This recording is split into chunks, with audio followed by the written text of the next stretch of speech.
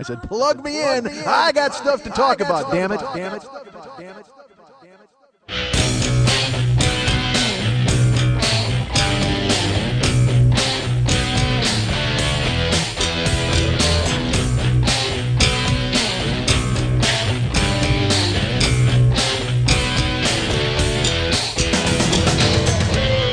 I'll crawl out of my earbuds once a week to give you a show. That's what I do, folks. I do this show for the common man, for the people in despair. I bring this show into the world and I sell it everywhere. The simple truth lies waiting here, folks, for all of you to share. Hold on, I will take you there. Hey, what's happening? Mike Schmidt, 40-Year-Old Boy Podcast. I gave a visual cue to Rose. She gave me a visual cue with a point, and we're off and fucking running. Running seems strong. We're off and jogging. Perhaps we're trotting. We're off and trotting. Lily's on my back. I got a bridle in my mouth, and we are rampaging. That's a second bridle in 2 weeks. We had a bridle last week. We went to Gyllenhaal. We talked about some secretary. But this day, the bridle is for secretariat because you're on my back and we're running a race. And I'm ready. I'm heading into the 8th turn. Is there an 8th turn or the 8th mile turn? The quarter turn? Here they come spinning out of the turn. That was Phil Georgieff. He was a guy from the Arlington racetrack in Chicago, and that was his famous thing. Here they come spinning out of the turn, and he said turn, and it sounded like churn. But maybe he was saying churn, but he just assumed we all thought it was turn. I don't know. I can't figure it out because I'm not a horse guy. I've tried to be a horse guy. I am not into horses. I'm not into horse cocks. I'm not into any of those things because I'll tell you what, there is an odd fetish of people into horse cocks, which is the weirdest fucking thing in the world to me. And look, let's not talk about how I know this. All right. I don't want to discuss that with you people. It's because all right, I'll be honest with you. I went to my furry club and we talked. We had a discussion and they were passing around the tail butt plugs. And I was like, I'm not into this just yet.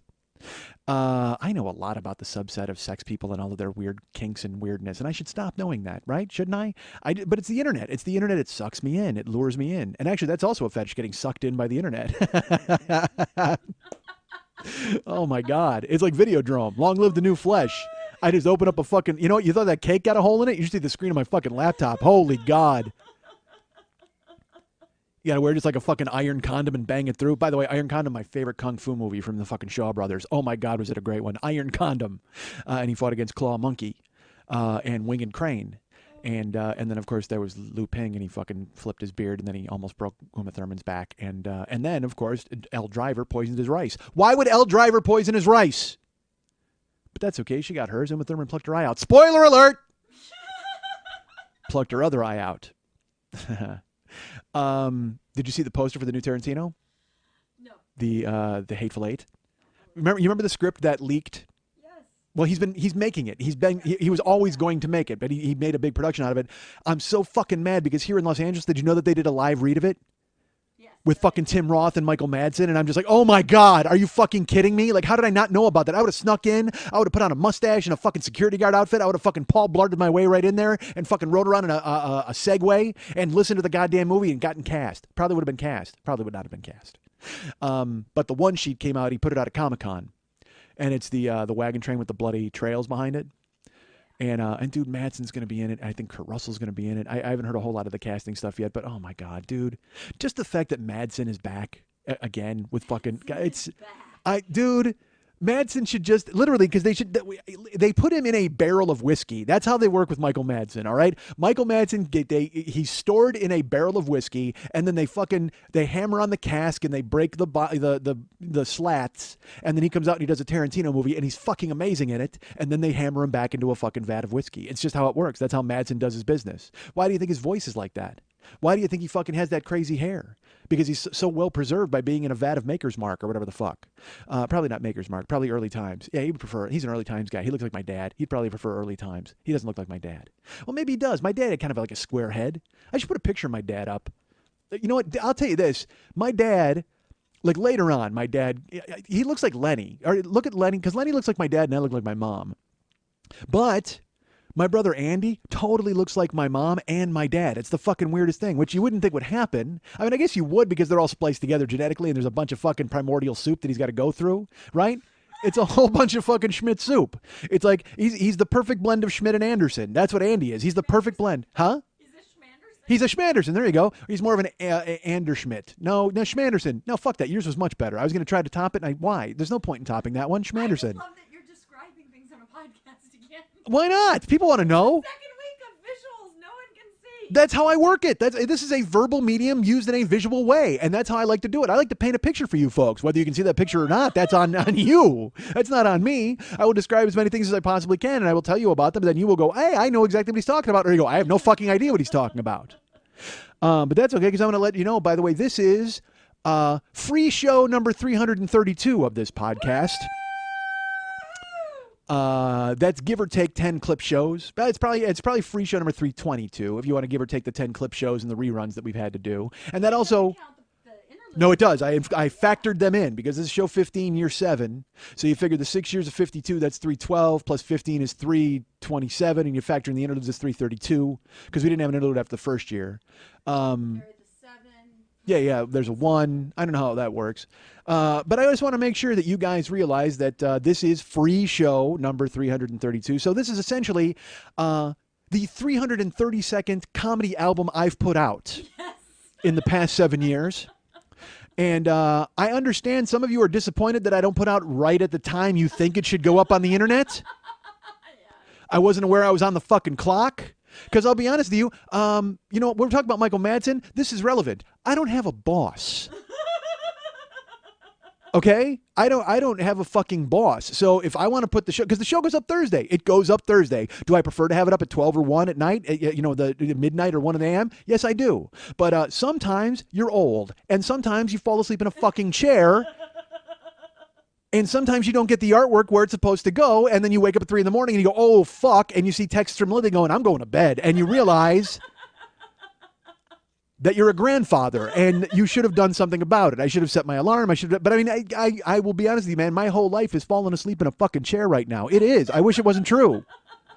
I mean, I'm in a chair now and I'm starting to nod off a little bit. Why do you think I talk so fast? Why do you think I talk so quickly? It's to keep myself from grabbing 40 fucking winks on the goddamn microphone. You guys will start just hearing snoring, which, by the way, I don't snore anymore. When I had the gastric, I used to be a fucking terrible snorer, I guess. That's what I heard from my ex-wife. But then I got the gastric bypass and it sort of fixed itself. And I thought, but then I heard that I was possibly making other noises. I don't know if that was possible. I have no clue. Sleep growling? Yeah, possibly.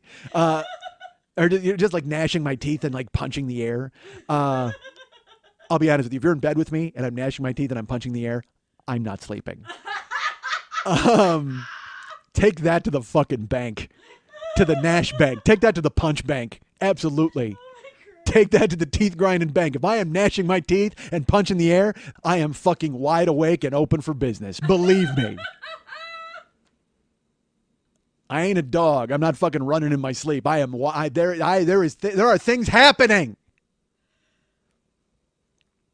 So, but I'm told now, Jill tells me that I don't make any noise when I sleep, which is, I will tell you this though, Jill is, she might be dead. Like, I mean, it's because she, you know, her sleep schedule is kind of funky.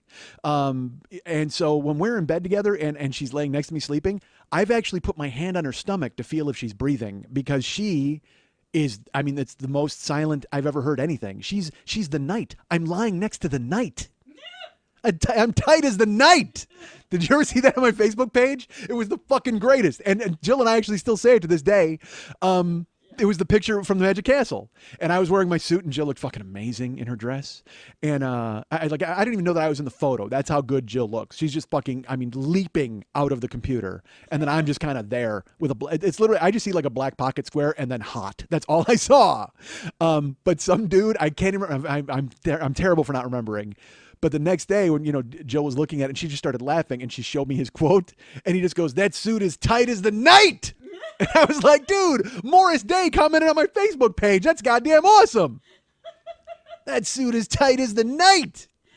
So then Jill and I will do that all the time. Like we were at the zoo or wherever we're out and stuff like that. She'll be like, that's tight. Tight as the night. And I never not laugh at it. It just fucking kills me because it was so awesome that guy wrote that. Because I'm like, it just seemed like such a weird thing to say, but it was so perfect. Dude, that suit is tight as the night. You know who he was? He was one of the two dudes who Eddie Murphy broke out of jail with and fucking Trading Places. That's who it was. It was those two dudes who then came to his house and then who's been putting out their cools on my floor? Who's been putting out their cools on my floor? It ain't cool being no jive turkey so close to Thanksgiving. Listen, You know what? You want to again? What did we do last week? We went into fucking weird science. Do not get me started on trading places. I will. I will, dude. Me, Rich Tannenbaum. Rich Kirschbaum. Not Rich Tannenbaum. Me, Santa Claus, and Rich Tannenbaum used to sit around. Oh, Tannenbaum. Me, Chris Kringle, Rich Tannenbaum, and our friend Rudolph. Good Lord. That's the second reindeer in 2 weeks. What the fuck is happening to me? My brain is stuck. I got Christmas bees flying around my brain. But no, me, Rich Kirschbaum, and Dwayne Jackson, and Bruce Smith. No, More names. no, these are dudes I went to school with. Bruce Matthews? No, not Bruce. I forget Bruce's last name. But the four of us would literally sit in the back of this classroom and we knew every line from Coming to America. And we would just that's all we did. This would explain, by the way, this was my 5th year of high school. This would explain why I was still there, because I corrupted them into just fucking doing lines from Coming to America the entire class, like the whole time. We would try to sneak them into tests and shit like that. Like it just in the phrasing of anything, if you had to answer a question, any line from like Trading Places or Coming to America, if you could put it in there superfluously and get away with it, because I mean, those movies are fucking amazing and awesome. Dwayne Jackson once put for answering a question. He actually we had to answer stuff. It was a history, U.S. history, and he's answering the question. And he actually put, "I remember the pavilion. We had big fun there." He actually put it in his question answer, and I was like, "You win. There's no getting around it." And we like one time I wrote "She's Your Queen," like because it was a question. I'm just shit like that again, just to make ourselves laugh because we were stupid. Because that's why, again, 5th year of high school. This is what I did. That's why. This is why I didn't want to leave high school. Like, high school was totally fun to me because I didn't give a shit at all. I didn't do any work. I didn't fucking care. I took 3 gym classes and 3 lunch periods, and that was it. You'd really have to engage me to get me interested. I had homeroom like with Miss Sears, and she even said, she would go, they're going to flunk you, like they're going to keep you here. And I'm like, I kind of don't care. I mean, this is all right. I don't mind. What the fuck am I going to do? Leave and go do real life? That's stupid. And here we are today, folks. Here we are today. Still sneaking them in. Still flunked. Still flunked. I'm sitting here right now. Just sitting here in front of a microphone telling you, and sneaking in the lines. All right. And literally lines from everything. That's exactly, I get, you know what? That was the basis of my life, and now it still continues. Yeah, it's crazy, isn't it? I've turned it into something. I've actually turned it into something. I got to go tell Mr. Shub. Mr. Shub with his "you'll never amount to anything." And I'm like, haha, guess what? You're right, sort of, but still. I can tell you what I've amounted to. 332 free goddamn shows on the internet, sir. Sir. And whether they come out when you think they should or not, Shub, I don't care, quite frankly. I didn't know I had to punch in. I literally did not know I had to fucking punch in. I missed it last week. Apparently somebody, I guess there was a thing where all right, because if you weren't around last week, if you're new to the show today, by the way, I apologize if you are. Somehow, if you found a way to go ahead and jump into the show this week, which seems strange, I don't know where you would have found me or how you would have Googled me and found out, unless you heard that there was a controversy last week and you went ahead to come over here and see what it was all about. Or maybe you just heard that this show was tight as the night and you had to stop by. I'm a crazy person. All right, so I'm going to tell you that last week the show was supposed to go up. It usually goes up around midnight or 1, but I fell fucking asleep in a chair because I work 50-hour weeks, but then it's not really working. All right, look, if you're a construction worker and stuff like that, I get it, man. You break your ass and your hands look like they're gnarled and they look like drywall has been embedded in them, and you've got cinder blocks in your fucking truck, and everywhere you go, Bob Seger's playing. I get it. That's your life. Good for you. You have a hard life and you have a hard job, and I shouldn't bitch about what I do. I get it.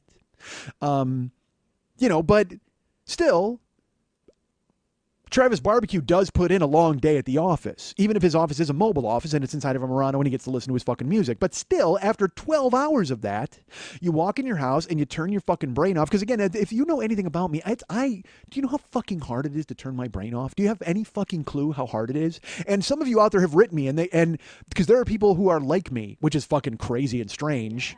And all we're waiting for is a Professor Xavier to build a school for us. That's the only thing we're waiting on. I don't know why we can't find a Professor X. But see, that's the thing. Professor X has got like a fancy wheelchair and he's all like well-spoken. Our Professor X is going to have a jazzy. Like, he's not even going to have a fucking wheelchair. He's just going to have a jazzy, and he's going to put us in some fucking tar paper shack. I don't know why the B-52s will be there. I have no idea why there's going to be a tar paper shack. No, that's the Love Shack, right? Isn't that a Love Shack? Baby Love Shack? But it had a tin roof. It didn't have a tarp paper, but it had a tin roof. Yeah. Did they have some problems with the roof, I think, didn't they? There was. They could use a construction worker. They should. One of these guys who thinks that I have a tough time, who is mad about me bitching about my easy life, he should call the B-52s because they had some problems with their tin roof, if I remember correctly. Yeah. It was, what happened to it? Good Lord. I know they had problems with the tin roof. That's all I know about the B-52s. But, well, I know a couple of other things. I do know for a fact that there's a monster in Fred Schneider's pants and it loves to make him dance. And when it sees the light of day, all the people start to say, oh, no, a monster. Oh, no, a monster. Oh, no, a monster. Oh, gee, a great big monster. I know that song. So I know that about them. And I also know that it's hard to keep them in one space. It's hard to keep your eye on the B-52s because they will roam if they want to. And you know what? Not even confining themselves to the United States. They may roam around the world. And they don't even need a car, the B-52s, if they want to go roaming. They can do it without wheels. I'm so happy right now. Are you really? Yeah. Good, I'm glad. Finally. Well, again, one of you construction workers who thinks that I have it easy, you should call the B-52s because, again, they've got a problem with their tin roof. Whoa, a jellyfish. All right, so. Is that a dogfish? All right. Honestly, I could do it for an hour. I literally could do it off just 4 songs. I could do that for an hour. I want you to. Please. All right. But that's indulgent. See, because that's just me coming from my own private Idaho. All right, so. Because that's where I'm living. I won't lie to you. You think I'm part of it? You think I'm with you and I'm just all out there in the world? But no, as you know, I come from my ivory tower in my own private Idaho. And let me go ahead and go on record and say this right now to you folks. My own private Idaho, one of the most underrated, sinister riffs in music history, in my opinion. Because it's not a metal song, but it's just got that fucking... If you played a fucking metal version of that song, dude, you would knock down the walls of your tar paper shack. Let's hope the B-52s don't go metal. Because if they thought they're having a problem with the roof, you start fucking cranking that song up metal-wise, boom, the walls blow out and there's trouble. There's a lot of trouble. So, hi. It's more of a cosmic thing than anything. All right, so, folks. But yeah, man, Jill doesn't like make a sound or a move or a motion. But I'll tell you this too. All right, let's go ahead and let's delve into this for just a second. I'm sure she's thrilled. Like she sometimes can't sleep, but she can stay there and not sleep like in one spot. That's creepy. For me, because I feel badly about it because I can just, I will sleep anywhere. I mean, again, as I mentioned, the only reason I keep talking here is so I don't fucking nod off into the microphone. And I try to keep up with her. I tell her all the time. I go, look, I don't, because I mean, it's true. I'm crazy. So I cannot get enough of Jill. I can't. I love her, and I'll talk more about that eventually. But I don't want to sleep when I'm with her because I don't want to miss a second. And I know well, yes, I hope that sounds the way I want it to sound, and it doesn't sound like crazy Aerosmith, the end of a fucking Meteor movie. You know what I mean? Where it's just like, because I don't want to miss a thing. But it's true. Like but I'm all talk. That's the problem is I'll be like, oh my God, I don't want to sleep with you. I just want to hold you and look into your eyes and it's going to be amazing. And then my eyes close. Like, I mean, I wind up falling asleep and Jill is just, but I don't understand because I've said to her, I go, did you sleep at all? And she's like, yeah, I did. But I know she's not sleeping through the night like I can sleep through the night. And so but she doesn't get up, but she's, and again, because I talk about turning my head off. I don't know if she's just like the deepest thinker I've ever met in my life, and she can sit there and ponder life's problems while she lays next to me, because I would be stir crazy and I'd have to get out of bed. But at the same time, she'll fall asleep before me sometimes. And all right, let's talk about this now. God damn it, she's gonna murder me. She likes to have the TV on. She falls asleep to the television, and I fall asleep to a fan. Can two of these people wind up being together without driving each other crazy? So she needs a TV on, and I like to have a fan on. So I actually bought a fan for her bedroom, for our bedroom at her place. And so I kind of hoped that I would be able to turn the fan on and be like, yay, we'll listen to that, because that's kind of like noise too, instead of a TV, because she has the TV on and like loud, like she would watch Letterman or watch whatever, but then she falls asleep and leaves it on at night, and so we'll go to bed, and I'll if whatever, if we wind up at the point where we're going to sleep, because you know why? Eventually, it's time for sleepy time. Eventually, you have to go to sleep. Yeah. I wish you didn't have to, and I try to do everything I can to make sure that we don't, and believe me, so does she. But then eventually we have to nod off, because you have to tackle the next day. There's birds and a sun. So I'm like, all right, we got to get up and face that and do that. But the TV's on. But I will tell you this. All right, so she has the TV on, but we've reached a compromise. Oh my God, here's how I know why we're forever, and here's why I know that Jill and I are together forever.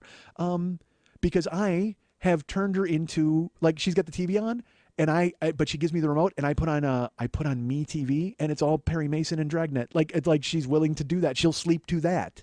So because I don't fall right asleep, she'll go to sleep, and I'll watch Perry Mason fucking save somebody, and then Dragnet comes on at 11:30 by her, 12:30 by me. And she woke up one night, and I go, oh my God. And she goes, what? And I go, Dragnet is coming on. She's like, she goes, really? I want to see it. And she like wipes her eyes like a 3-year-old. I want to see it. And so she like looks over. It's so cute. So amazingly cute. And she watched Dragnet with me. And it's awesome, because she's like, who's that guy? And like, what's this guy do? And I love explaining it, because I'm glad that she wants to know. Huh? You're the wiki of Dragnet. I am. Well, because I told her, because she literally has no touchstone to it at all. She has no reference point at all. So I said, every show opens up with Jack Webb. He tells a little story about Los Angeles, and then he goes, it was Friday, February 16th. It was cold in Los Angeles. I was working in the day department at a robbery division. And so, I told her about that, and we watched an episode, and at the end of it, she goes, I liked it. And I was like, no way. I said, will you marry me? And she's like, yeah, maybe. I don't know, but I did. I liked it. I go, did you really? And she goes, I kind of did. And I said, all right. And I go, because you know why? It's simple. There's nothing, you don't have to think about it. They hold your hand and they walk you through everything, and then it ends. And there's no subplot. There's nothing blew up. Somebody disappeared, and then at the end of the show, they found them. Yay. I mean, it's just this extended game of hide and seek, and yay, I'm happy they did it. And Jack Webb is always wearing the same suit, and he works in the same place, and they drive the same car. And it's just, I can turn my fucking brain off and watch it, because I've seen them all millions of times. And that is not an exaggeration. I have been watching Dragnet since I was 1, and I've watched millions of them, millions. And I think there's only like 41 episodes, but I've seen them all constantly. So, but here's my favorite part. So she watched it with me, and she's like, I liked it. And I'm like, oh my God, really? And then so the week passes, whatever's going on, and we're up and we're in bed and we're doing things, and things are happening and whatever. And then so like 5 days later, she happens to be in bed with me, and Dragnet comes on, and she's asleep.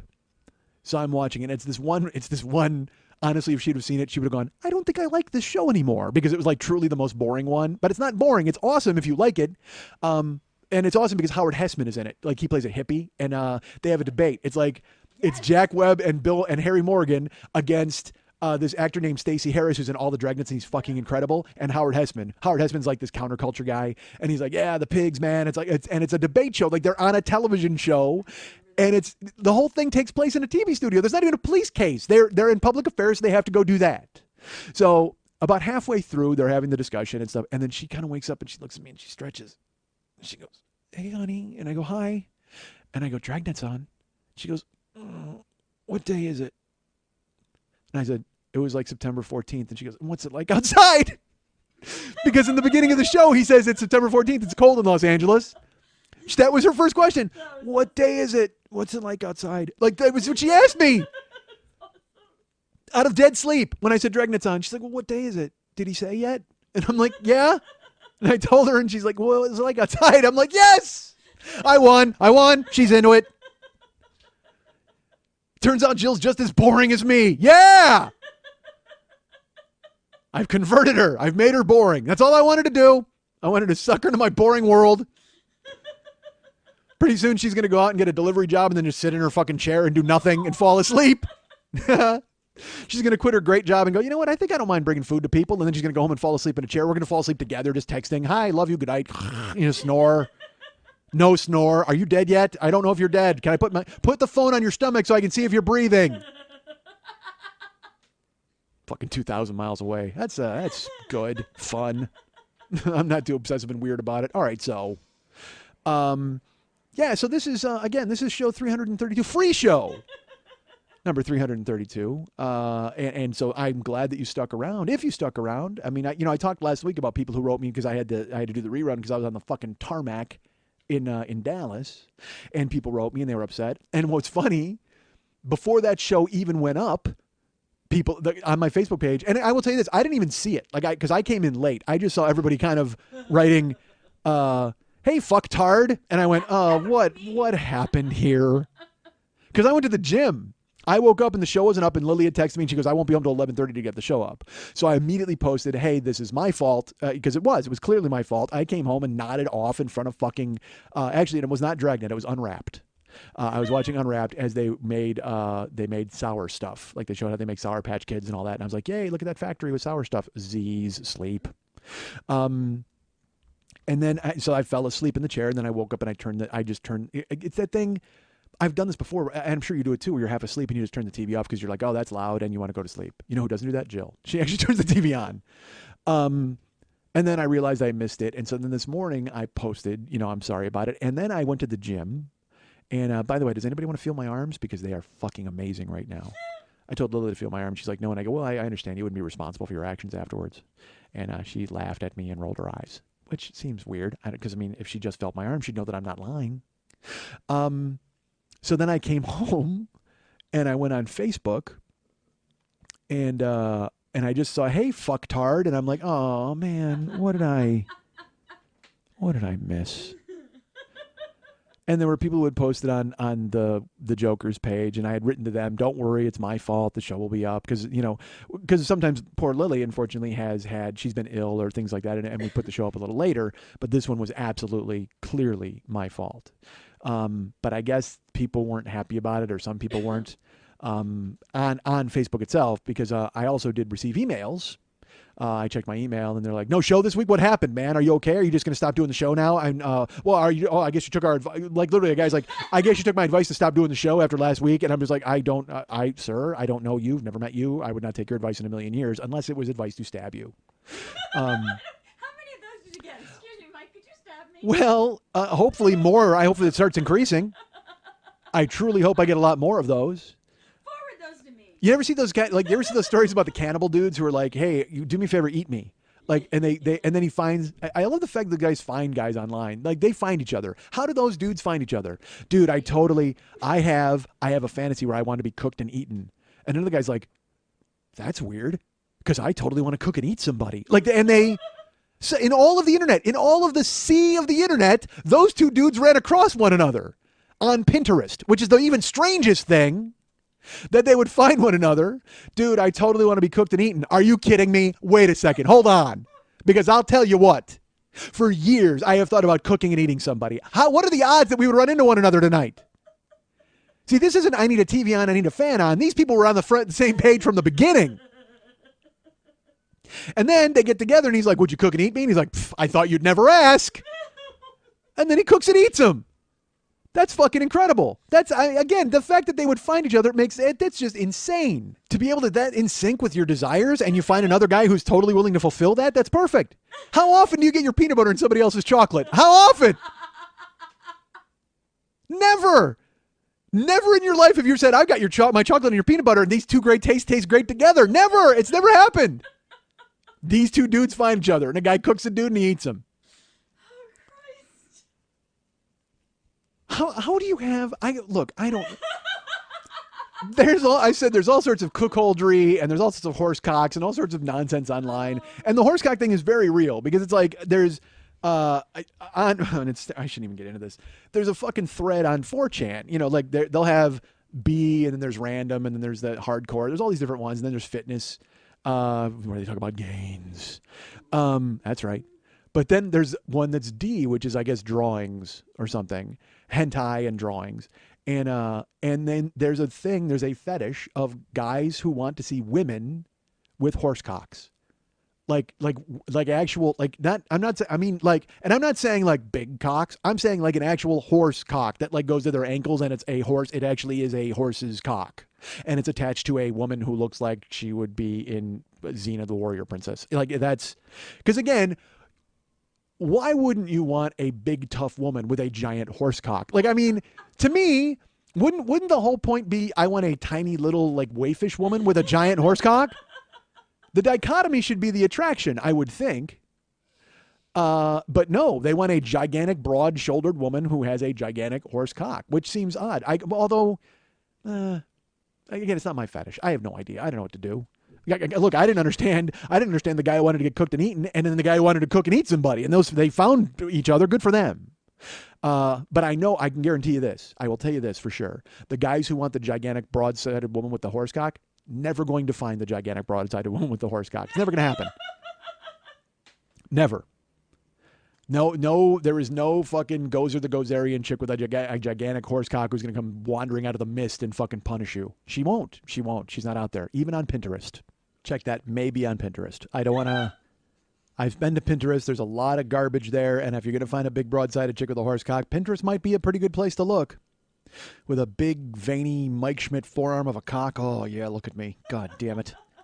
My arms. What wasn't that? Alms. Isn't that from something? For the poor, right? So now, you know what? The poor can feast on my goddamn arms. Go ahead and just fucking clamp your mouth on there and get some goddamn protein, because look at them. That's all right. I'm flexing. I had my physical. Did I mention that? I went to get my physical done. Sorry. Apparently, hold on.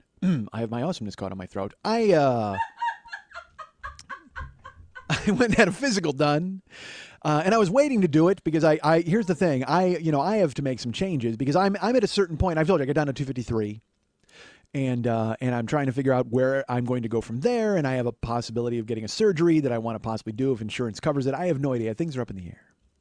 But I finally have health insurance. I'm like, dude, I'm totally going to get a physical. That's going to happen.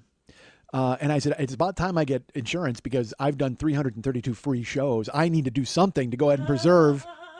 Because there are a lot of people out there that are concerned that I may not put up a free show next week, and they're going to write about it on my Facebook page. And so I want to make sure I'm healthy enough to always meet your expectations and have the show up when you want it up. Okay? Do me a favor. Let's do that. Let's give me a time I'm supposed to punch in and make sure the show's ready for you, because that's why I'm here. I'm here for you.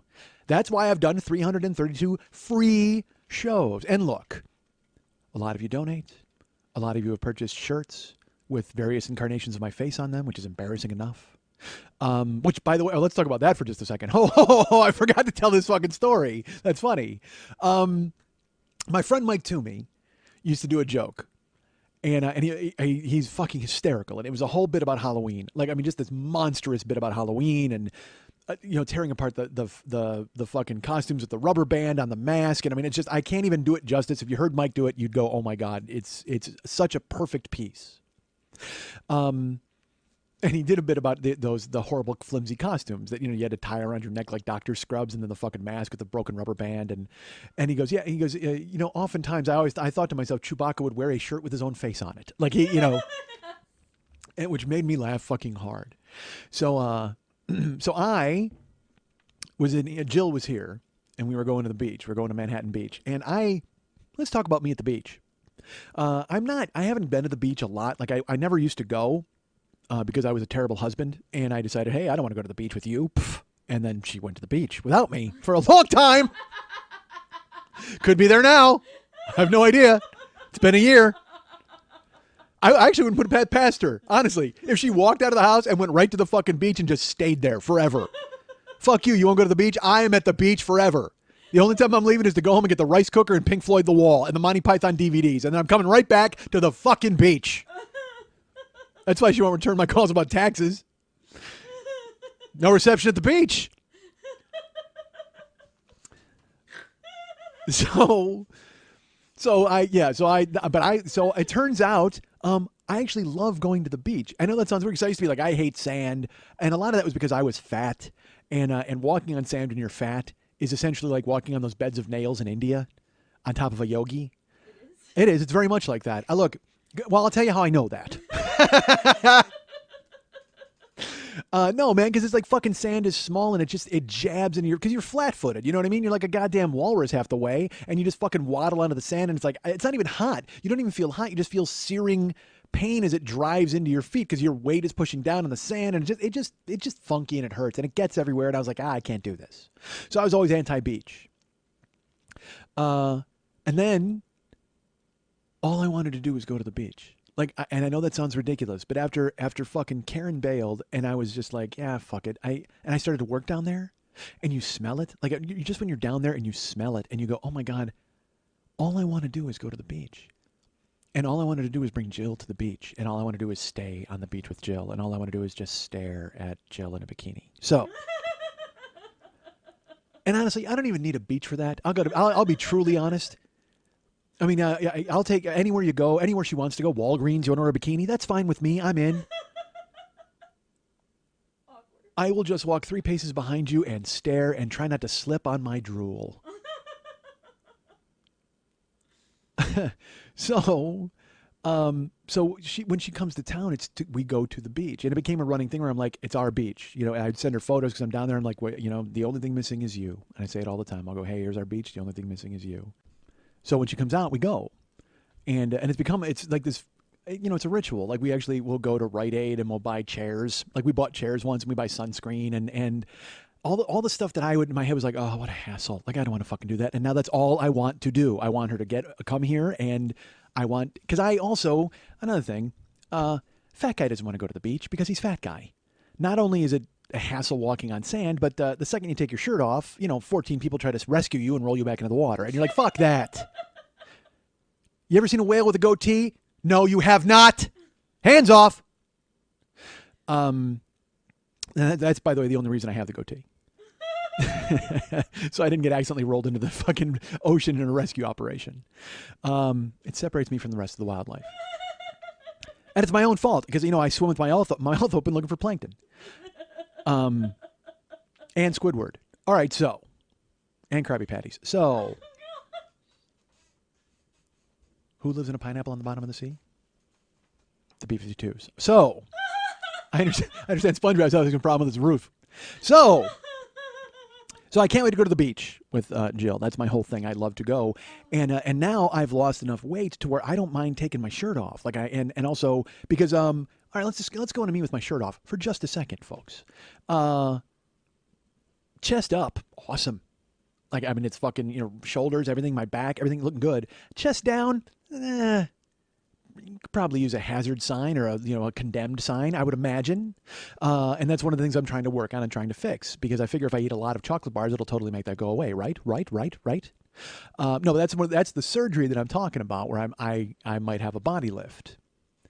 And that's one of the things I've been talking about, getting the physical. Why did I spin into the beach? Was it off my physical? It was because of that, right? Yes. Okay. Well, that's why, because I need the body lift, you know, because that's the surgery I'm looking to possibly get. And now I have insurance, so I need to be able to go and talk to my doctor, and he has to refer me to another doctor because you get put into the fucking machine, as you know.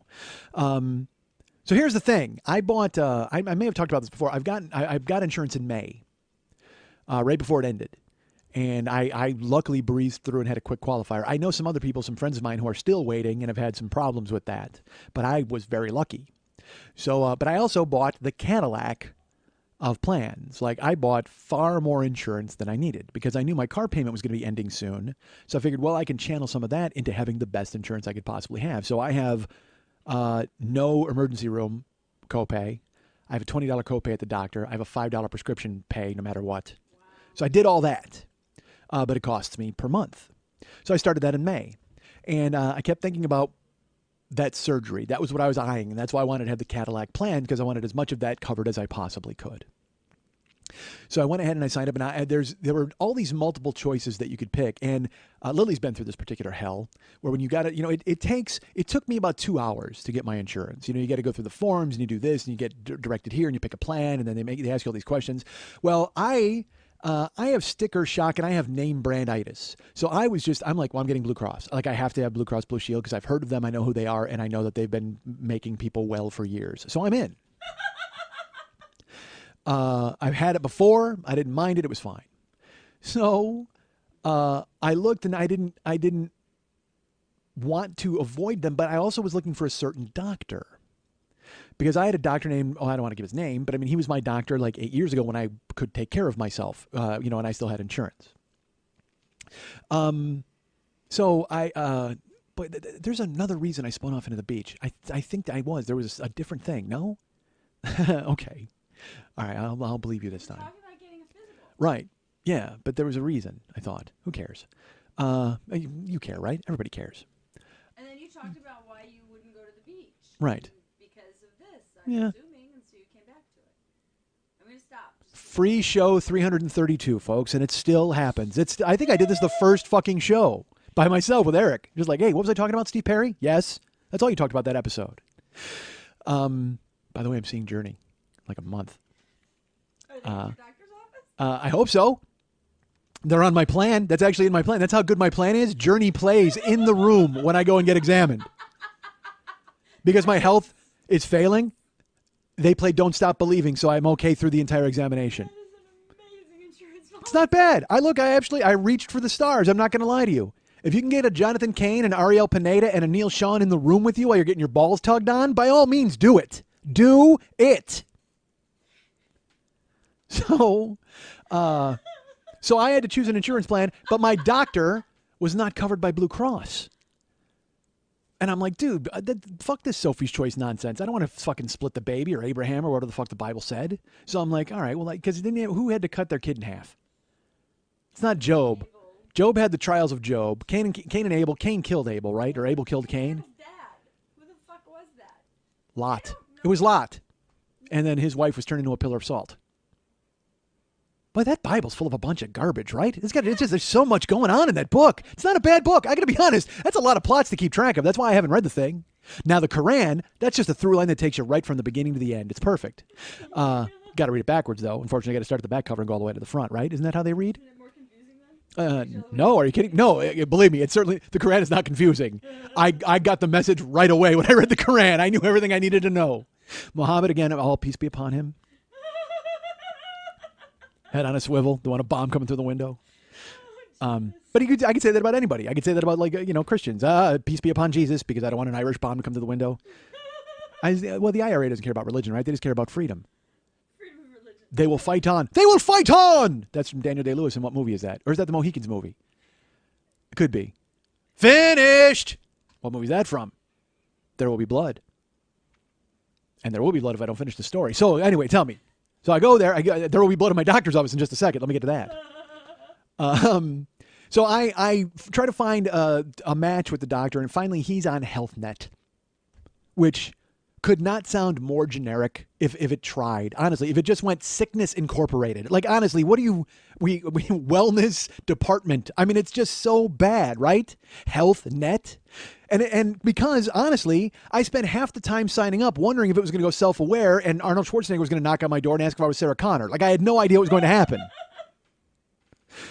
He's coming back in time to stop me from getting the insurance because God knows what I'm going to do in the future with John Connor. So HealthNet I have to sign up with because my doctor's on there. And again, I buy the Cadillac of plans, folks, as you know. And I hop into my Cadillac and I try to drive to my doctor's appointment. They're like, hold on there, buddy. We've got a lot of people ahead of you. So I'm paying in May, and then I went through June, and then in July, I'm like, you know what, I'm going to get a physical. Like, 'cause remember, I wanted to wait until July 9th when I lost, a full year of losing weight, and then I was going to go for my reconditioning, for my relaunch of my second wave, and the body lift and all that other stuff. I was like, well, dude, I'll go ahead and schedule a physical. So I called them on, like, July 11th, I think, possibly the 10th. I don't know, folks. I don't keep track of when I make these phone calls. You'd think I would. You pay enough for this show. But I did not. So I called them, and they were like, hey, I said, I need a physical. And they go, what kind of physical? I go, I don't know, a physical? Like everything? I haven't been to you guys in like 8 years, and I don't want to die. And they said, okay. So you need everything, the whole workup. And I said, yes. But I don't even know if that's a medical term, but yes, I need the whole workup. And she goes, great. August 4th. I said, that seems far in the future. That's like a month away. She's like, well, we're very scheduled. And especially if you want a full physical, it's going to be August 4th. And I was like, all right, that's fine. I go, but I want the whole deal. And she goes, well, what does that mean? And I go, well, the whole thing. Like, do I have to fast? Do I have to? And she goes, well, you have to fast if you want a blood panel. I go, yes, I want everything. I don't want to just come in and get my fucking tongue depressor stuck to my mouth. And they're like, hey, you're good and get out. I want you to I want oil can. I want the whole fucking thing. Check my knees, check my hair, make sure everything's working. Yeah, no kidding. I'm fucking look at me and tell me what's wrong with me. That's what I want. That's what I want. And look, isn't that all we want? Isn't that all anybody wants? Look at me and tell me what's wrong with me. I've wanted that my entire life. So she says August 4th. I said, that's fine. So last Monday, I guess I should have talked about this last week. I fasted the night before, and I'm like, can I drink water? And she said, yes. And I said, all right, how much water? She goes, what do you mean? And I go, well, I did, because one time I did do this. I was told I could fast, and then I drank like 3 liters of water. Like at night, I drink a liter, and then a liter in the morning, and another liter on the way there. And they're like, you drink too much water, because my urine sample was like water, essentially. And they're like, yeah, you can't do that. So I asked her, I said, how much water? She goes, well, you can drink water if you want. And I said, well, I mean, I drink a lot of water. She goes, what is a lot of water? I said, well, I drink by the liter. I grab a liter out of my fridge. And it was so funny. I wanted to say, my fridge looks like Dr. Dre's fridge, but it has water in it instead of beers. You know, instead of 40s, it's got liters. Because it is. It's full of just yogurt and water. That's my whole fridge. And some Hershey bars, perhaps. So I told her, look, how much water can I drink? She goes, well, just just drink a normal amount of water. It's fine. So August 4th rolls around last week, and I fasted all night. But I will tell you this. Sunday, I worked double. Oh, dude, I got to tell you this.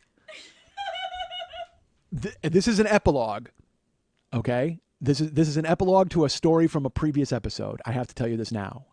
Actually, this is an epilogue. So now my show is a Quinn Martin production. That's what this is like. It's like my show is now the Streets of San Francisco of podcasts. That's what it is. Carl Malden and Michael Douglas are here, and I'm in the back seat, and I'm recording. And this is the epilogue of the show. Tonight's episode, The Peddler's Gambit. So this is the epilogue to The Peddler's Gambit. I don't even know what that means, but I loved saying it. It made me laugh. The Peddler's Gambit. I told a story a couple of weeks ago about a series of douchebags who ordered food from me. And I had to bring them their food, and then he sicked the dog on me. And then they were a bunch of bros, like shirtless bros with tattoos, and then they threw their money at me, and they like he was the worst tip, and I wanted to like firebomb their house. Like terribly. I was like furious. And I remembered the guy's name, and I told like one of the other drivers, and he's just like, dude, it's just awful. Because again, you're just miserable. So I was at work on Sunday. I worked a double last week. Not this past Sunday, but the Sunday previous, August 3rd, because it's the day before my physical. And I get a call to deliver to the douchebags. And but it's a different name, but it's the address. Yes, I remember the address. Let me tell you, folks, if you fuck me, I remember your address. Doesn't mean I'm going to do anything about it, but your address will pop into my brain, and I go, oh, I remember that fucking scumbag. I mean, it's just terrible, but that's who I am as a guy. I don't forget slights. And I know that surprises a lot of you who've been listening to the show for a long time. However, if you just jumped on this particular episode, let me explain myself a little bit. I don't forget slights. That was something we covered in free episode 140 of this podcast. Which went up sometime in year 3. And I'm pretty sure that went up on a Tuesday night at 1:30 in the morning, if I remember correctly, because that's usually when they go up. But again, I don't have a boss.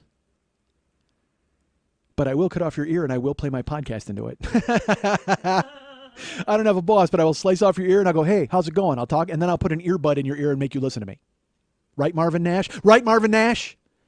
We're going to just sit here and bleed until fucking Joe Cabot walks through that door. You don't need proof when you got instinct. I'm going to do that whole movie now. Jesus Christ. Ba-booyah, ba-booyah, ba-booyah, ba-ha! That's a different movie. Oh, hold on. A little more awesome on my throat. All right, so. HealthNet, physical. But August 3rd, douchebags. So I get called to go there, but it's a different name. And in my head, I'm like, wait a second. This might be craftiness by the douchebags. And normally your douchebags aren't crafty. Normally douchebags are they're about as crafty as a thumb in the eye. I mean, they don't care. They're as crafty as a foot stomp. Seriously, that's who they are. They're just terrible people. They're as crafty as a cigar in the mouth. I mean, they're just not crafty is my point. But these guys changed the name up. thinking, I guess, that I would, because the initial name was very unique. No, and you can't be very unique. It was unique. No, it was memorable. And it's a name you remember. Because you can't be very unique. You can only be unique. There's no such thing as very unique. Being unique is inherently very.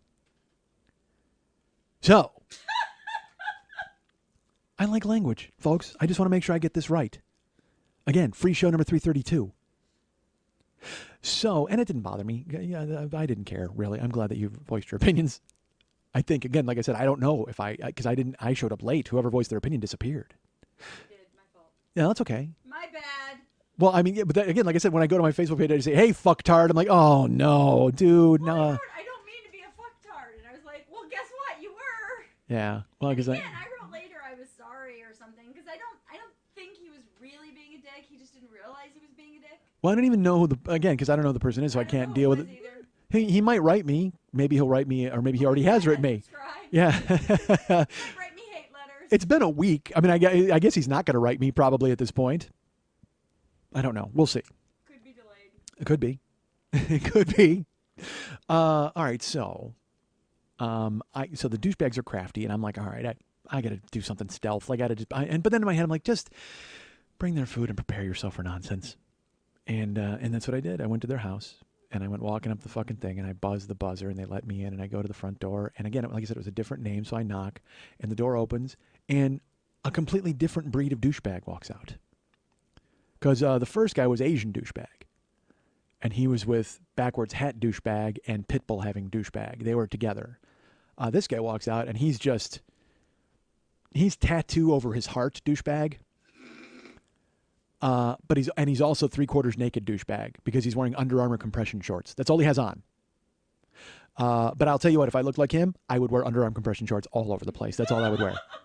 Because he was cut and he was, let's put it this way, I'm from the chest up, I'm like halfway decent. This guy belongs to the beach. He absolutely belongs to the beach, heart tattoo or not. He had that, he could walk around like that and get away with it. And he walks out and I'm like, hi. And I asked his name and he said yes. And he had to use the mobile pay. And so I did a little scanneroo and I was like, hey, I go, if you want a tip, because I knew he wasn't going to fucking tip me because he was just like, hey, bro, when he opened the fucking door, he walked out, hey, bro. And then just like Paco Rabanne hit me right in the mouth. You know what I mean? Like, so I ran his card and I'm like, hey, I go, if you want a tip, there's boxes at the top. And he goes, oh yeah, bro, absolutely. And he tipped 20% on like a big order, like a $70 order. He tipped 20%. So he will be heretofore known as generous douchebag.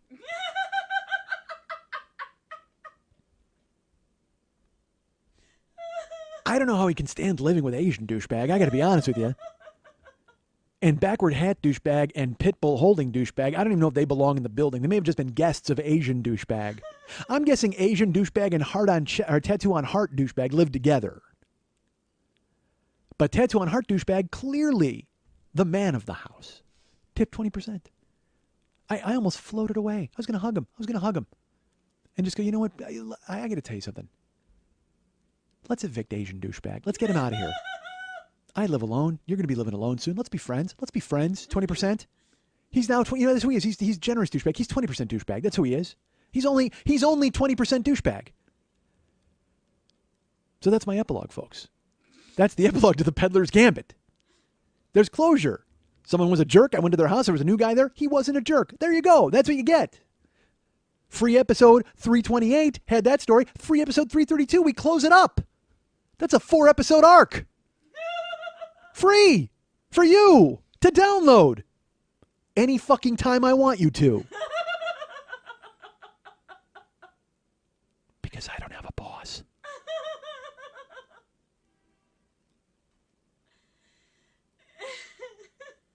Either he's dead, or he's alive, or the cops got him, or they don't.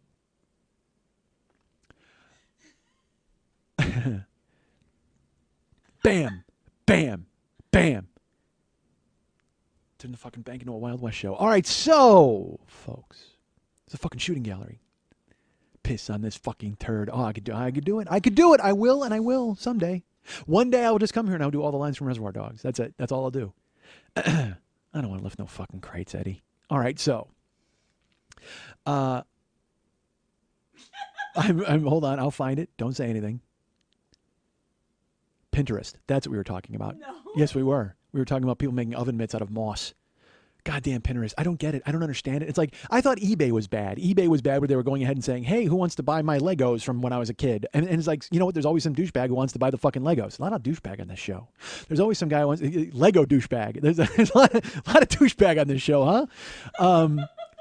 So there's always somebody who will buy your crap. That's what the lesson of eBay and Pinterest is. Like, well, let's put it this way. That was the lesson of eBay. There's always someone who will buy your garbage. But on Pinterest, there is always someone who will make more garbage and try to sell it. Like, it's not even factory made garbage. On Pinterest, they're like, hey, I made you a garlic bracelet. Yay! And it's like, people want to buy that shit. Who the fuck wants to buy it? Dude, check out this macaroni portrait of fucking Vincent van Gogh. Oh, and the ear is gone. It's totally authentic, and people will buy it. Why? Fuck your mac. You know what? I would buy the macaroni Vincent van Gogh only if you told me that I could get a Vincent van Gogh colander and immerse it in water and then pull out a cooked Vincent van Gogh macaroni and totally eat him. That would be awesome. How awesome would that be? I would totally eat a macaroni Vincent van Gogh as long as he stayed in the shape of Vincent van Gogh. But if he fucking gets all messed up into just macaroni, then it's just fucking macaroni, man. If you're going to go ahead and go to the trouble of making a macaroni Vincent van Gogh and you're going to tell me that I can cook it and eat it, I better be able to eat a fucking macaroni Vincent van Gogh. I don't need just a pile of macaroni because I can get a pile of fucking macaroni at the store. I don't need to go through fucking Pinterest and eat your Vincent van Gogh macaroni. And yes, it should be Vincent van Gogh-aroni. I get it. Fine. That's what Chef Boyardee would have called it, Vincent van Gogh-aroni. Oh my God, how perfect. Dude. I did call it Chef Boyardee. Honestly, call him now. Vincent van Gogh-aroni, and it's orzo pasta. Just looks like ears. God damn it! Yes, that's right. Dude, we can put Mr. Blonde on the fucking can.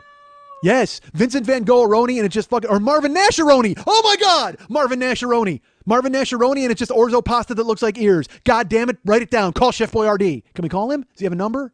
I don't know if he does. They got a customer helpline. Dude, let's do that. Oh my God, let's call their fucking helpline. They got to have an 800 number on the can for like comments about SpaghettiOs, which always makes me laugh. Hi, I had your SpaghettiOs. They were spaghetti-y and they were O's. There was a plenty of sauce and it made me, dude, that tastes like vomit. And again, like I said, that yellow spaghetti in a can, fucking awful. But dude, Marvin Nash-aroni, I just totally invented it.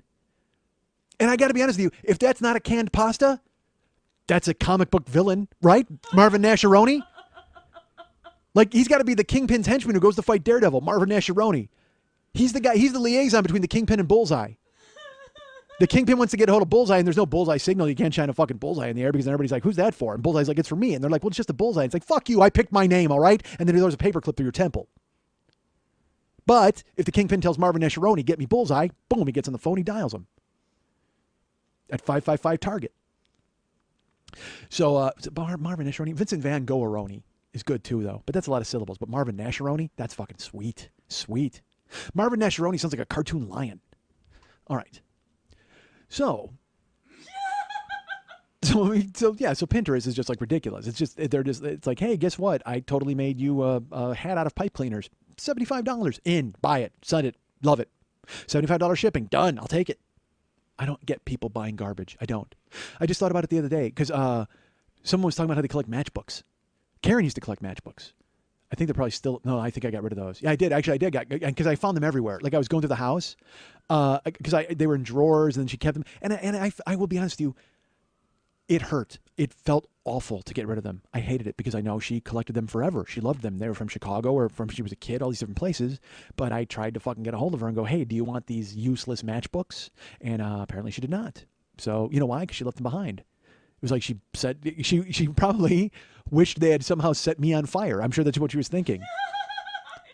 I tried to get a hold of her. I actually hired a plane to tow a banner above the beach. Karen, you want these matches? Never heard from her. Decided, yeah, got to toss them out.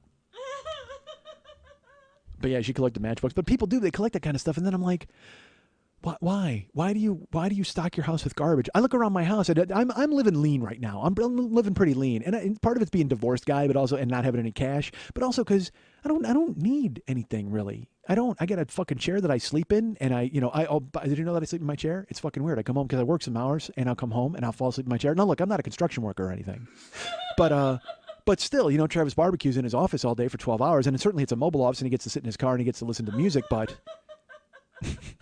What if I just repeated the entire show? What if I did? Because then that would blow the fuck out of people's minds. If somehow they were like, wait a minute, all this nonsense was scripted? Marvin Nash-aroni was written pre-show? That would be fucking crazy. If somehow I could recreate this thing from the beginning to the like. Remember how I said I could do Coming to America and Trading Places? I could do those basically from beginning to end.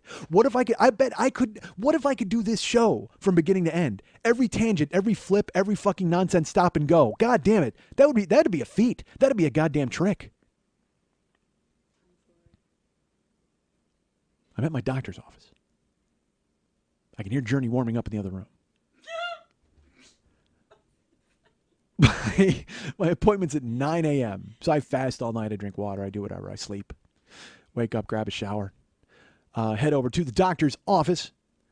It was close by. I walk in, and I had called them ahead of time to make sure they knew who I was because they had my stuff from 8 years ago. And that was one of the reasons I chose this doctor because A, I loved him. He was a great doctor. And B, I knew he'd have my records. So I wouldn't have to go into some big long thing, and I wouldn't have to, because it's awkward meeting a doctor. You guys know that. I mean, it's just changing doctors. Because we changed doctors a few times when we were on Karen's insurance plan. And one time we went to a dude, and he came in once to examine Karen, and dude, he stunk.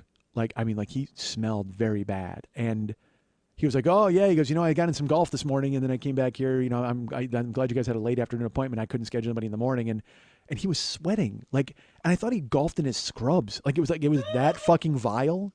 And he didn't smell like body odor.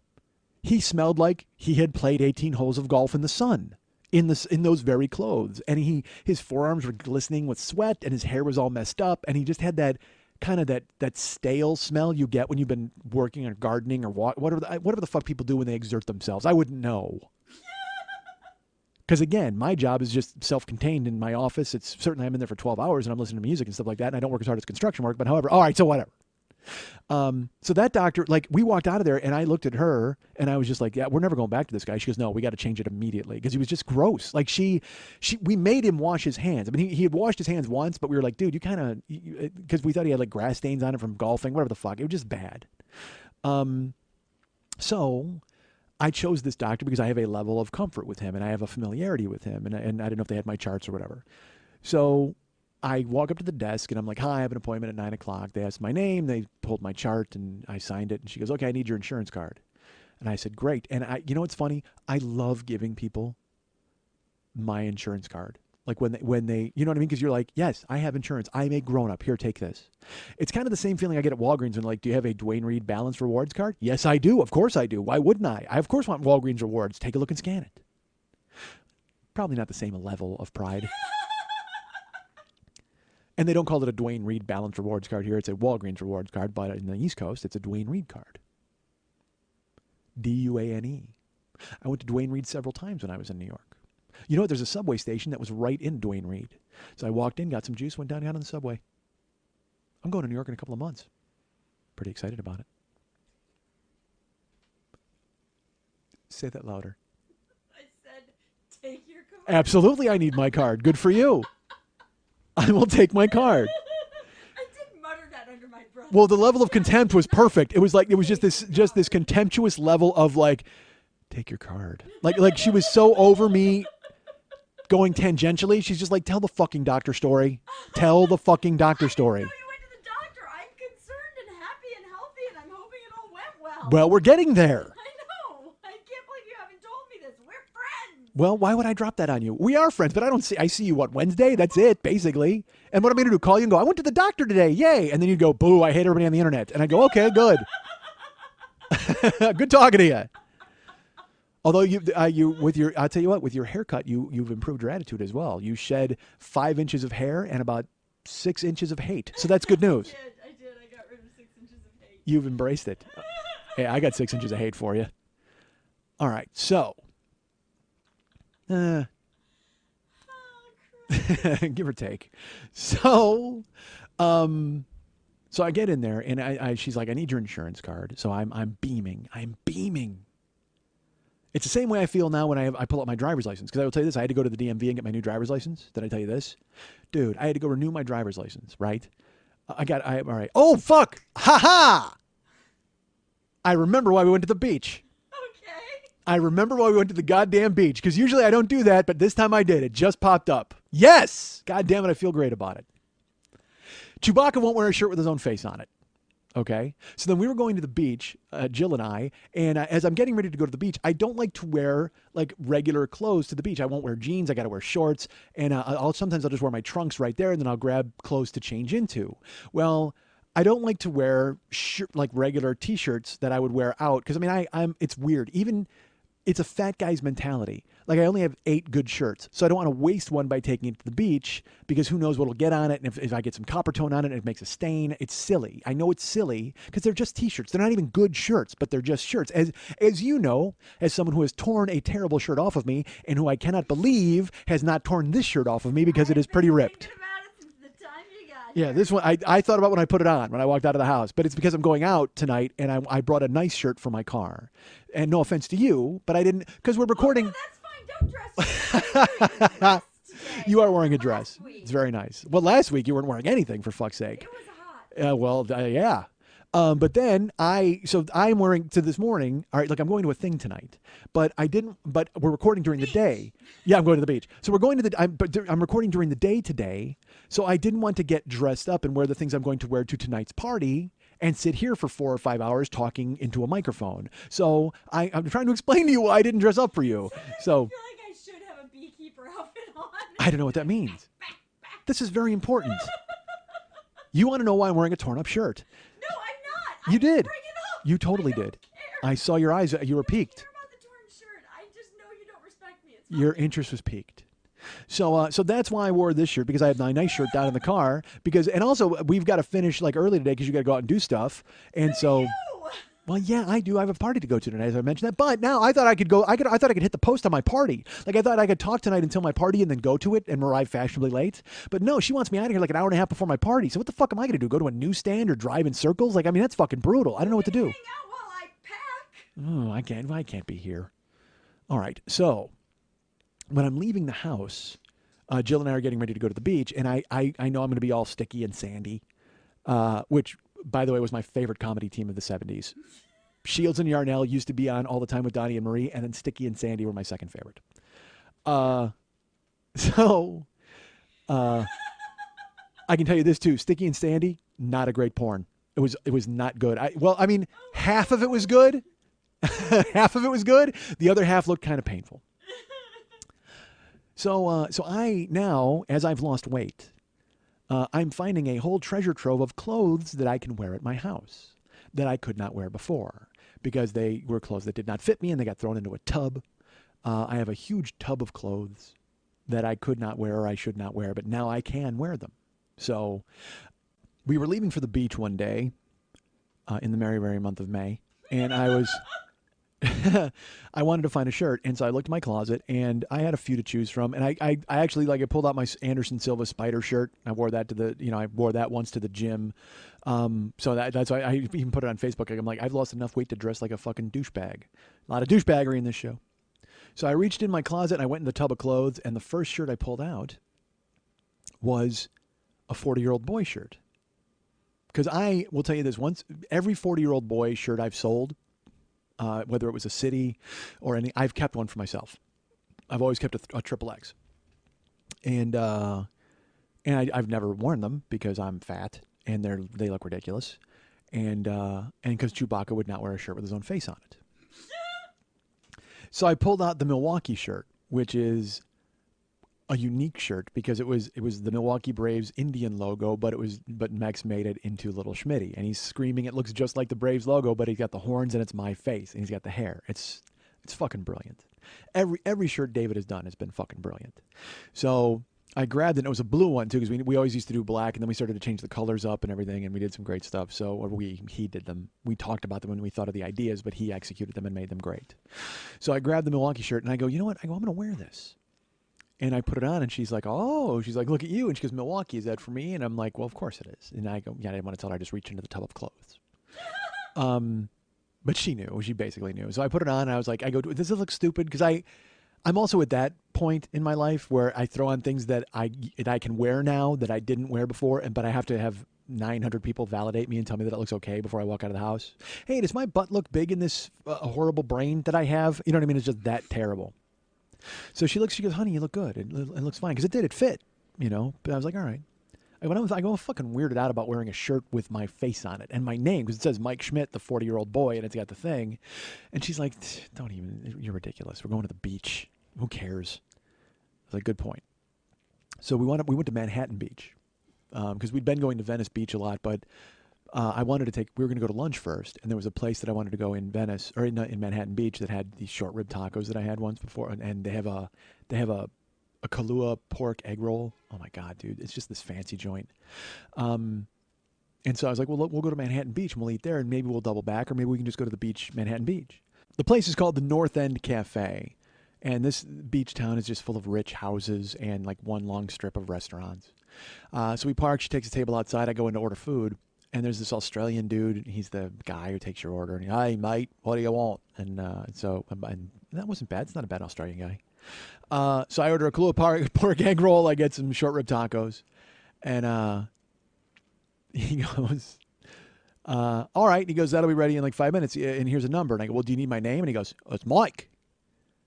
And I go, how the fuck did you know my name? And he goes, it's right there on your shirt, mate. Oh my God, I can't believe that shirt. Is that your face? That's your face right there on your own shirt. Like in front of everybody in the restaurant. The cook turns around to look at me. People in line are just like literally you could hear them cluck their tongues because this guy's wearing a shirt with his own face on it. And I had said before we left the house, hey, this is weird, right? And Jill's just like, nobody's going to care. This guy has a party in the North End Cafe. Your name's Mike. It's right there in your shirt, right? That's your name, mate, because that's your face. I recognize your face. What do you do, man? You a comedian or something? Because I got a comedian friend of mine who has shirts with his face on it. And I'm like, yeah, I'm actually a comedian. I do a podcast every week. He's, oh, I knew it. Oh, I knew it had to be that because that's who wears the face on their shirt, comedians. So it's like I saw that and I knew you had to be a comedian. All right, Mike, your food will be ready in a minute. Just go outside and take your number. But yeah, Mike, I'd recognize you immediately from your shirt. And I'm like, oh my God, this is awful. I'm going to burn this fucking shirt now. I walk outside with this glazed look on my face and I get to the table. Jill's just kind of on her phone and she looks at me. She goes, what's up? And I go, the guy knew me. He knew the shirt. He knew my face. Like I wasn't making any sense. I'm just babbling. She's like, honey, calm down. What happened? I go, he saw me and he knew my name was Mike because of my shirt and he knew that was my face. Look at that face. That's like an Indian screaming face. How would he know that's me? And she goes, oh, honey. And I go, you said nobody would know. And she's like, well, who cares? And then he walks by the table and he goes, oh, that's a good shirt, mate, with your face on it. Oh, Mike, I knew it was you right away. And he walks away. Oh, my God. Oh, dude. So my lesson is don't wear a shirt with your own face on unless you're prepared to be accosted by an Australian guy. Seriously, it's going to happen. Maybe he had some sort of weird insight from being from Australia. Maybe it was a Sydney thing. I have no clue. Because nobody else all day, like people saw me, nobody said anything. But sure enough, the first place we stopped, oh, Mike, that's your name on your shirt and your face, right? That's you. You're a comedian. My friend's a comedian. He wears a shirt. I'm like, oh my God, enough. It's short, just tacos. I want tacos. Shut up.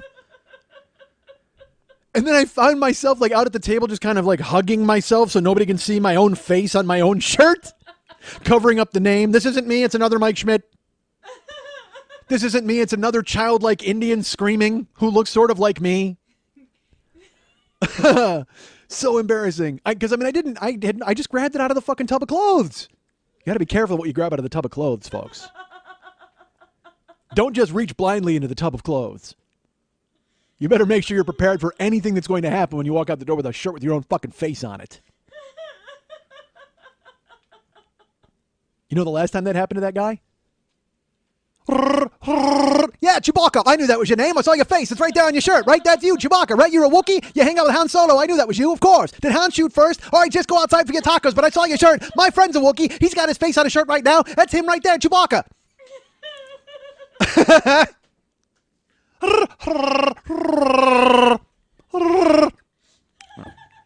We got to get Chewbacca a podcast. That's actually Chewbacca lamenting the fact he wore a shirt with his own face on it. Yeah, right, mate. I don't know what's stronger, my Australian or my Wookiee. I have to decide. Maybe I combine them. Mate. Aye, mate. Mate. Mate. Mate. That's actually just a drowning Australian. Mate. Please. That's actually Roger Rabbit drowning an Australian. Please. Mate, please. All right, so. Folks, look, the accent bees are here. They haven't been here before, but now they're here. Is that a snort? The snorting bees have arrived as well, but not mine, hers. That was why we were going to the beach, and that's what we needed to talk about. Thank God I remembered. Yes, thank you, God. See, don't stop believing, folks. Don't stop believing eventually. I know we're all living in a lonely world. But let's hop that midnight train going anywhere. That is the national anthem of this country, by the way. Fuck Francis Scott Key. Steve Perry owns him. All right, so. Did I mention I'm going to see Journey in a couple of weeks? So, folks, I show up there, and I have to do my... so I go to do the physical. And the woman says, wait a minute, there was something else we were talking about between the physical and then the shirt. Going to the beach to get a physical. Damn it. Being at Walmart. We didn't go to... When did we go to Walmart? Yeah, Jill in a bikini. Let's talk about that. Let's talk about that for about an hour. Jill in a bikini. Yes, okay. I'll go. Yeah, I hear you saying it. I want to talk about it. It's fine. We're good. I can continue with the physical. I'm sure it'll come to me because that's what I do.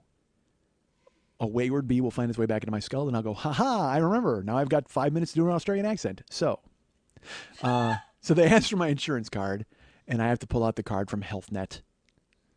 And so I hand it to her, and she goes, okay, and she punches in some numbers, and then she looks at me and she goes, well, I have to tell you this. We'll take this today, but as of September 1st, we are no longer affiliated with HealthNet, so we won't be able to see you as a patient. And I went, what? She goes, yeah. She goes, we're no longer going to be affiliated with HealthNet, and so this office won't be taking you as a patient any longer. And I said, no, and listen, she's doing her job. And she's just letting me know that they're switching from HealthNet. But I didn't like the tagline of, so we won't be able to see you as a patient any longer, because it made me feel like, get out. That's what it seemed like to me. Even though that's not what she meant. Clearly, that's not what she meant. She was trying to be nice, and she was training somebody next to me. So what she was doing was she was trying to enunciate exactly for her trainee that they would not be able to see me any longer if I was on a different insurance plan. But what she was doing was telling me, a fucking banana head with abandonment issues, that she doesn't want to see me anymore. Like, she broke up with me. The doctor's office broke up with me at 9 o'clock in the goddamn morning. So I'm standing there, my own face on my shirt. And look, you guys know me. All right. You all know, you've listened to 331 and a half free shows up to this point. So I think you have a general window into who I am as a guy. And so you know that I handled this as calmly and rationally as I possibly could. So she said, I have to tell you that as of September 1st, we are no longer going to be able to see you as a patient. I said, well, it's August 4th. And she said, I understand that. I go, so can you see me today? And she goes, well, yes, but I'm telling you September 1st, we won't be able to see you as a patient any longer. And I go, I understand that, but it's August 4th. And she says, yes, it is. And I go, so you can see me today? And she goes, yeah. And I go, then what's the point in telling me you won't be able to see me in 3 weeks? Why are you telling me I should get out? Are you telling me I should leave? And she goes, no, I'm telling you that we won't be able to see you after September 1st. I go, great, but it's August 4th. That's a full month away. She goes, yes, but if you wanted to reschedule when you're leaving, I go, can we handle that when I'm leaving? Can I just see the doctor now without knowing the fact that my clock is ticking? And you want me to get out of here? Wow. And she looks at me like she's completely stunned because she just expected me to go okay and walk away. But then I go, so wait, I shouldn't even go in there now. And she said, why? I go, what's the fucking point? She goes, I don't know what you mean. And I go, well, if you're never going to see me again, then what's the point? Are you just going to send my stuff to another doctor or another chart? And she goes, well, yeah, once you get another doctor under your plan. I go, well, can't I just switch to a plan where you guys are going to be? She goes, well, yeah, I guess so. We're going to be at Blue Cross. And I go, well, then I want to switch. That's what I want to do. And she goes, yeah. And I go, but you don't understand. It's a fucking hassle to switch. It's so, and I'm swear, I know I shouldn't, but I was like, it was just this thing where she's like, no, man, we don't want to see you anymore. Like, I mean, dude, at least buy me lunch if you're going to fucking break up with me. Why are you breaking up with me? I'm just here to get, and I'll tell you what, I go, so what's the fucking point? Why should I go in there? She goes, well, I go, I've been paying my insurance since May. I finally get in here after 3 months and you're telling me that you can't see me. She goes, well, we can see you today. I go, yeah, but then you told me you don't even see me in 3 weeks. That makes no sense. Why would you tell me that now? Why can't I just go in and get an examination? On the way out, you tell me not to reschedule because you're not going to see me. She goes, it was a courtesy, sir. I just want you to know. And I go, yes, a courtesy, but now it's a courtesy knowing that you don't want me. Because I'm crazy. And I have to stop being crazy. So it just hung in the air there for a second. And then I just went, I'm just leaving. I'm leaving. There's no point. She goes, okay, sir. Well, whatever you want to do is fine with me. And I go, so I should just go because it's silly to see him when. And she goes, you can see him, and we will send it to your other doctor, or you can change your plan. I went, and I was going to walk out, but I'm trying to stop being me.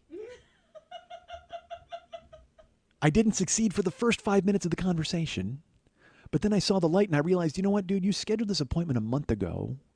But in my head, all I could think was, I've been paying, I don't want to say how much I pay a month for insurance, but it's a lot.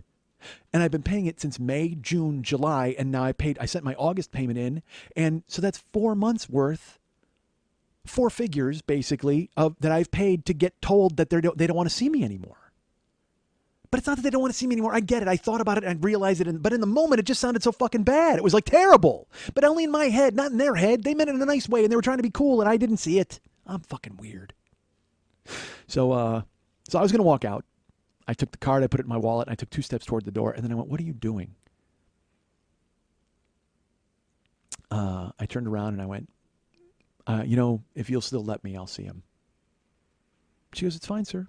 Just go ahead inside. And by the way, she was the Hannibal Lecter of nurses because her pulse never went above 85, even when she watched me bite my own tongue. So I sheepishly ducked my head and I walked into the examination room. And I'll tell you what, if you thought I felt awkward in the waiting room, imagine how awkward I felt in the examination room as I had to explain to Neil Sean why I'd lost my mind about switching insurance plans. It made me weep and want to die.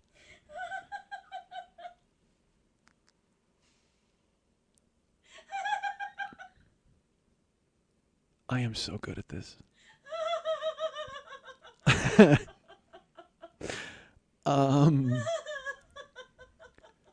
So I go in the room, and like I said, I have a relationship with Dr. I can't say his name. Dr. Vinny Boombots. There's another one. So I have a relationship with him, and I thought I had a relationship with him because I'd worked with him before, or he'd seen me before, and but I'll tell you this, I did not realize the relationship that I had. Well, I should tell you this, first of all, by the way, a nurse came in, Nurse Kim, who was very nice, and she goes, I have to take your blood pressure. And I looked at her and I go, I'm going to guess that this isn't the best time to take my blood pressure. Could you give me like 5 minutes probably? After, and she's like, yeah, I saw what happened out in the waiting room. And I'm like, okay. She goes, no, it'll be okay. We'll do it now. So as you recall, I've had my blood pressure taken by robots all over this great land of ours. And they've told me that my fucking heart was about to explode out of my chest. Well, even after this dialogue in the examination room, they strapped me into the Velcro cuff and they took it over my sleeve. By the way, I tried to roll my sleeve up. She goes, no, you don't have to do that because I guess now the technology takes your shirt into account. Luckily, it was not a shirt with my own face on it, but still, they took me out and they said I was 120/80. And I said, ooh, I go, is that okay? It's much better than the robots were telling me I was. And she just goes, yeah. She goes, that's good. She goes, it might be a little on the bottom, but I mean, you're okay. And I said, all right, good. And then she said the doctor will be in a second. And doctor, he comes in. I keep trying to say his name and I don't want to. You know why? Because he has a really lyrical name.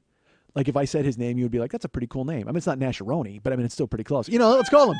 Dr. Marvin Nasharoni comes into the room. But it's like that, like Nasharoni. It's that thing where it's like 4 syllables. So he comes walking in and he looks at me and he goes, hey. And he goes, oh my God. And I'm like, hi. And I tell you this, when you haven't seen a doctor in 8 years and he walks in and he looks at you and he goes, oh my God, that's probably bad, right? That's probably a bad sign right off the top. Well, it usually would be if it wasn't for the fact that I had just lost 100 pounds. So when he walked in, he was like, oh my God. And I go, hi. And he goes, you look fantastic. He goes, the last time I saw you, you were certainly much bigger than this. And I go, oh, thank you. I go, I just actually lost 100 pounds. It's one of the reasons I'm here because I want to find out where I'm at and what I've done to my body as I've destroyed it. And he laughed and he said, oh, well, and he asked me, he's like, how are you? What's going on? And he said, how's Karen?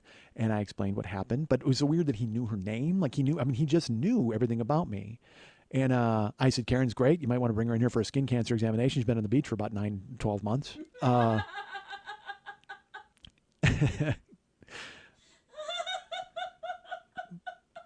She's only been eating rice for that entire time as well. So I don't know what her protein levels are like. She may have scurvy. She's like a pirate. Literally, she's just on the beach eating rice. That's all she does. So I explained that she was my ex-wife, and he was like, I'm sorry about that. And then I literally told him about Jill for 10 minutes and showed him pictures out of my phone because I do that to everybody. I do. I'm not kidding. And I had just gotten back from the trip, which I should talk about that, right? Where are we at? We're at an hour 28. We're an hour and 28 into free episode number 332. Yes. I might have to break up this episode. I don't know. I'll talk till I'm done. So he asks questions. I have answers, and I show him Jill, and I show him my cake, and which is probably not a good idea to show your doctor your cake. But he asked how I lost the weight. I told him eating was for the week. And then I was doing a lot of lifting and stuff, and he was great. And he goes, why are you here? I said, I need a whole physical. And I said, the whole deal, whatever you can do for me.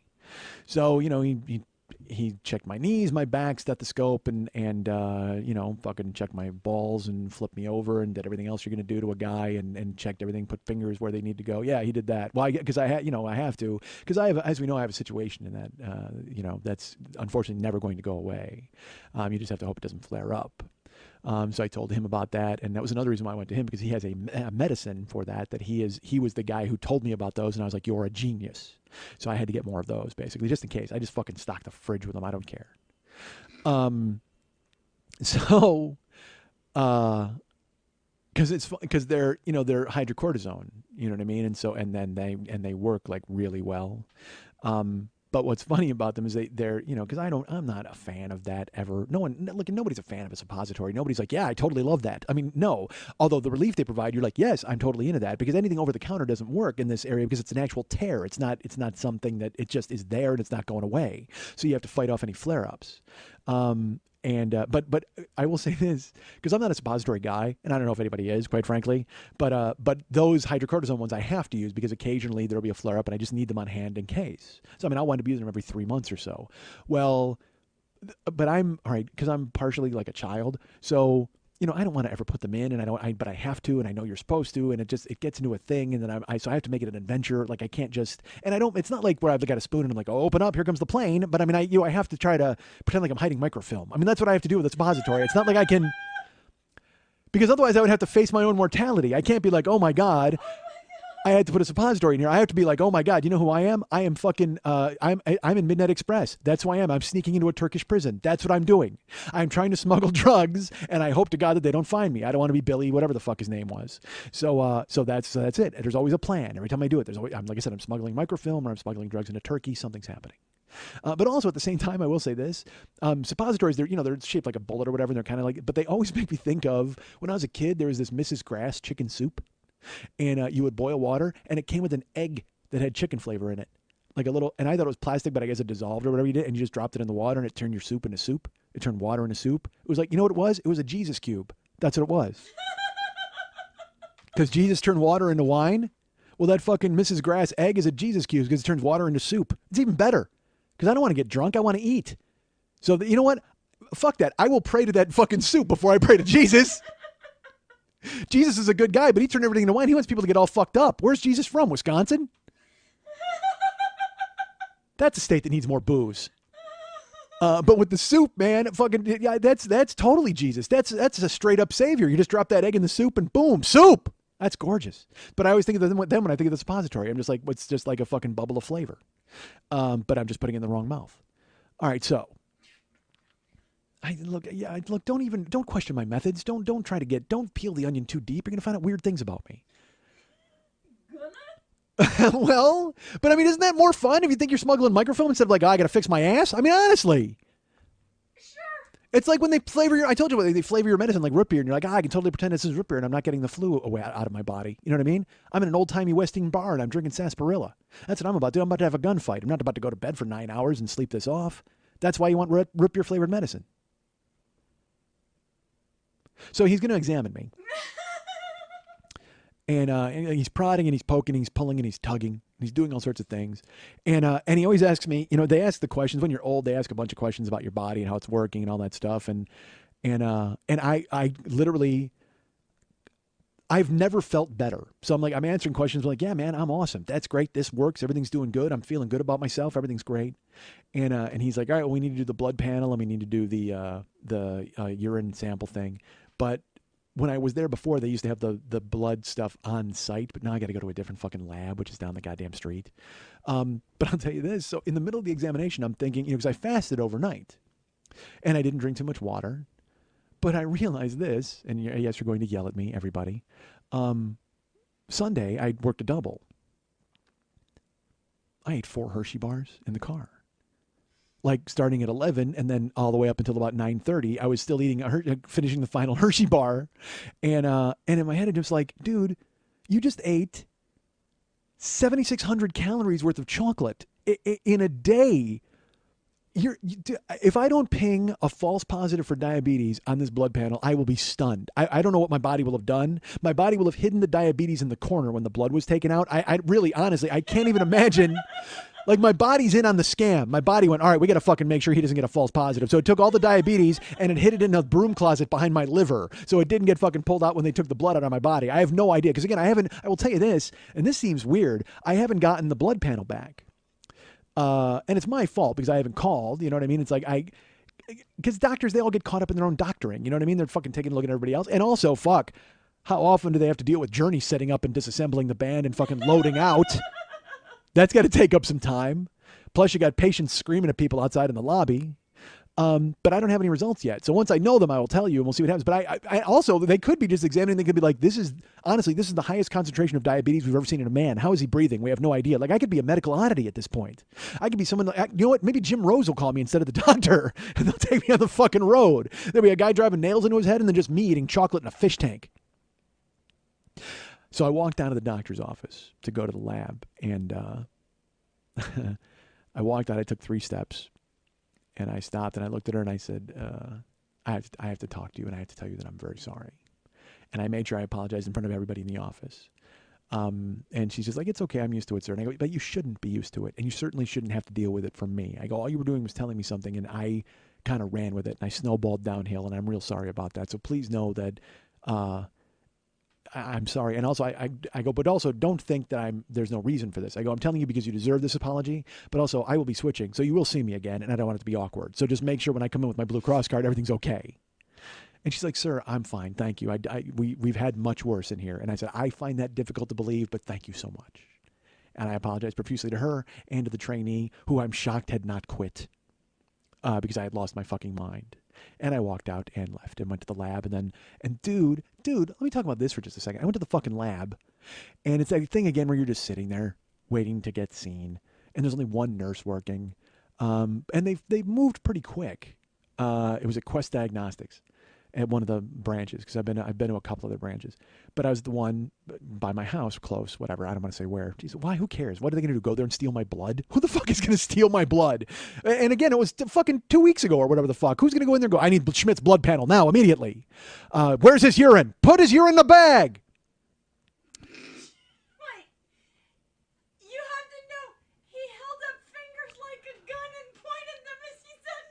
Listen, if I'm going to commit to a scene, put the urine in the bag. Put Schmidt's urine in the bag. Yes. Because I'll tell you what, if you're going to steal urine, you got to come strapped. I commit to scenes, folks. I have to. Would you expect anything less? Would you want anything less? Would you want me to sit here with my hands in my lap? Put the urine in the bag. No, that demands finger guns. So I'm there waiting to get my blood taken, and then I walk in, and they had to take, because it was a full-on blood panel, like for like a million different things, and so they had to take 6 different test tubes. They had to get and fill them with blood. So I pulled my phone out and I actually took a picture of before the nurse came in. I took a picture of all the tubes and I was texting Jill and I go, we're in. Because I had told her I was in the lobby. And then the woman came in and she went to put the needle in my arm and I was flexing, and because I'm used to pumping my fist. Because I mean, we've all played vein before, right? Where they're trying to find a fucking vein and they're sticking you with the fucking needle and they can't find it. I've actually, I'm sure you'll find this shocking, I've actually yelled at a nurse and like chased a nurse out of the room and told her she had to leave and find somebody else. And I've done it several times because when Karen had cancer and I would be there with her, her arms it was hard to find a vein. So these women would stick her and she would cry because she was doing the chemo as well as giving blood sometimes. And so I took it upon myself to be just the fucking, I was basically the blood bouncer, and I'd be like, no, get the fuck out of here, out. I go find somebody who knows what they're doing. And I was very adamant because I learned that from my mom, because my mom, dude, my mom's a fucking tooth chipper. So when she was taking care of my grandma, or even taking us to the doctor, she would rule with an iron fist. When my grandma was getting, failing her heart, whatever, my mom would be like, no, get out. I want somebody else who knows what they're talking about. I need another nurse. I need somebody who knows what they're doing. Like I watched my mom do it. And at the time it was awkward and it felt strange. But then I realized, no, my mom was just fucking asserting the only amount of control you have in a medical office, which is basically going, hey, get out and bring somebody in who knows the job. So I had my fist and I'm pumping my fist and the woman ties me off and she's like, you don't have to pump your fist. And I go, well, I'm just trying to give you a vein. And she goes, we're okay. And she fucking puts her finger in the center of my arm, takes the needle, puts it right in there. Done. It didn't even hurt. Like it just slid right in. And so I took my phone out and I went to take a picture of the blood draining. She goes, put your phone away. And I went, excuse me? She goes, no pictures.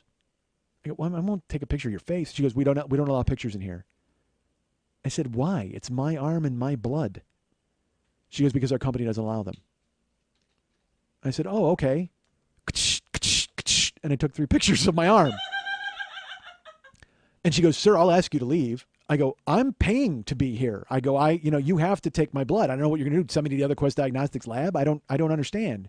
And she goes, well, sir, we don't allow pictures. I go, these are not pictures of you. They're pictures of my arm getting blood taken out of it. I don't understand. And she's the best part. She's still switching tubes and just putting tubes in and taking more blood and switching tubes and taking more blood. And I'm talking and I've got blood draining into a thing and we're having this discussion. It wasn't an argument. I wasn't yelling, neither was she. But I didn't understand why they can just say you can't take a picture of your own arm. It seemed ridiculous to me. Am I wrong? Insurance.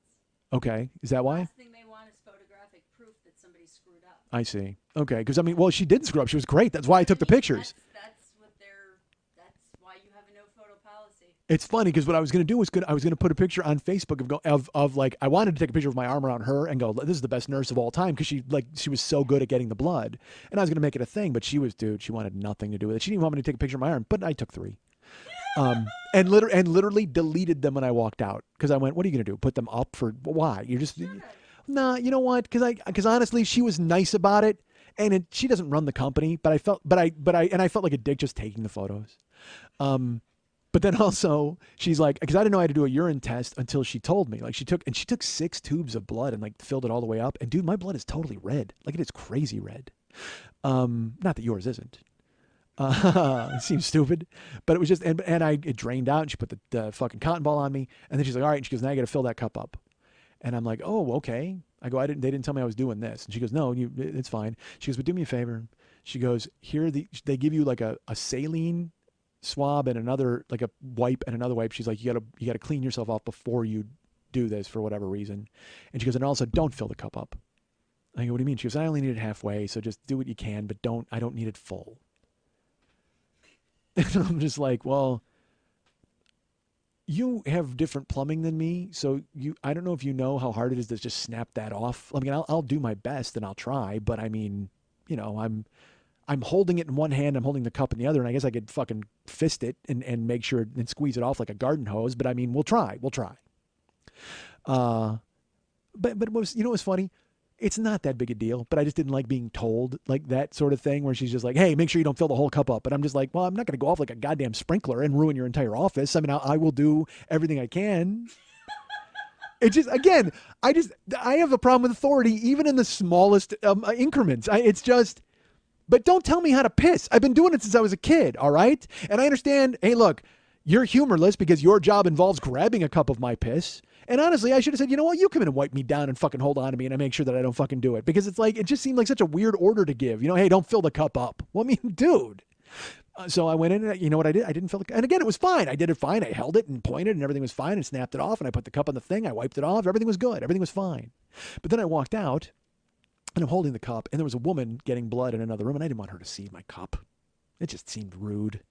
So I'm holding it at my hip and I walk over and I poke my head and I look at the nurse and I go, hi. She goes, hi. And she's still taking blood from the other lady. And she goes, we're busy in here. And I go, great. Do you need this? She goes, what? And I go, the sample? She goes, yeah, put it in the tray. I go, there was no tray in the bathroom. She goes, you didn't see the tray? And I go, there's no tray in the bathroom. She goes, it's right there. And she's still taking blood. And I turn around and it's my fault because I walked out of the bathroom. There was no tray in the bathroom. But when I walk over, there's a big tray and it just says, urine here. And there's 4 other cups of urine. And And so they were just kind of haphazard. And I have really bad kind of OCD. So I wanted to straighten them, but I've actually found the limits of my OCD. I literally, my OCD is strong enough to conquer most everything, but it did not conquer me putting my hands on everybody else's urine cup. Oh my god. So I just went ahead and I put mine I did make sure I put mine as far away from the other cups as possible. I wanted it in the back of the line, in the back of the tray. Everybody else was kind of grouped to the front, and mine was the cool guy in the back of the bus. So I had the cool urine that sat in the back of the classroom and didn't answer any questions. Probably smoked in the hallway. That's right. I had the Fonzie of urine. That's what I have, folks. I absolutely have the Fonzie of urine. I will tell you this. I may have the Fonzie of urine, but I do not have the Fonzie of blood. Because we all know that Fonzie's blood type is A. See? That's the kind of humor you get on free episode number 332 of a comedy podcast. That was worth every dime you've paid over the past fucking 6.5 years, right? I think so. And look, I've teased you guys, but you know I need you, right? I need listeners. There wouldn't be any point in doing the show if there weren't any listeners, right? It would just be called My Real Life. And we can't have that. I can't possibly live the unexamined life. Somebody needs to know that I shouted at a woman in a nurse's office. You guys have to know that. I couldn't possibly lose you because we've been in this. Again, like I said, this is the 7th year. We're 15 into the 7th year at this point. And yes, we're 14 in, right? How did I fix it last week? We're on the 16th week. All right, but because one of these didn't count, and it's so funny. I told Lily, I'm like, dude, I wanted the episode, the rerun, not to count, but iTunes won't let us structure it that way, so we had to make both of them episode 14 or whatever the fuck we did. Or one's episode 14 again, or we didn't. No, I got to do 53 this year. That's what it is. We decided again because again, I have a fucking weird head. I can't because again. Yes, it's free, and yes, there's 332 episodes, but I fucking care. I care. A year is 52, and I can't do fucking 51 and a rerun, because a rerun doesn't count. Clip show counts, all right? Because I'll come in and I'll talk a little bit and hobble all Josh and have a good time, and we're friends, and we're in this together, as I've mentioned. So there's still some new content within a clip show, but a rerun is just a plain rerun, and again, that one doesn't count. That's why I named that week, This One Doesn't Count. I was hoping you'd all understand that, and you wouldn't send me fucking mean emails going, well, if you don't care about the show, maybe you should just stop fucking doing it. What do you mean I don't care about the fucking show? God damn it, I put out a goddamn episode. I didn't have to do that. You could have listened to the one from the previous fucking week. But no, I called from an airport in Dallas. First I texted Lily, and I got yelled at over and fucking over because she knew that was going to happen, she said. And then I called fucking Mex, and I'm like, dude, I need a favor. You've got to go into the archive of episodes. You got to find this one. You got to send it to Lily via Dropbox, and then we got to do new artwork for it because it kind of makes it new, and at least people have some new artwork to look at instead of listening to my fucking stale old voice from fucking 4 years ago, because I fucking care, because we're in this together. I think we're in this together. We used to be, but now, lately, everybody's going to my fucking page, and they're writing me notes, and they're like, hey, man, maybe you don't care. Hey, man, what the fucktard? Well, dude. Free episode 332. Free episode 330 fucking 2. But I need you guys. Seriously, I can't have you leave. I don't want you to go away. Because we're listeners and we're pals. And I have to, because we've been in this together from the beginning. We've been in this together from year one. We've been in this together from Never Not Funny. We sailed on together. And yeah, we drifted apart, but here you are right now by my side. So now I come to you and you come to me with open ears. Look, I have nothing to hide. I haven't over 7 years. Believe what I say.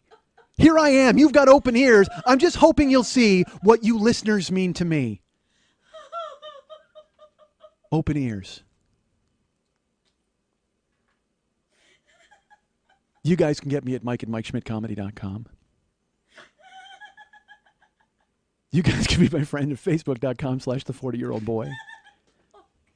You can follow me at Twitter.com/the40-year-old-boy.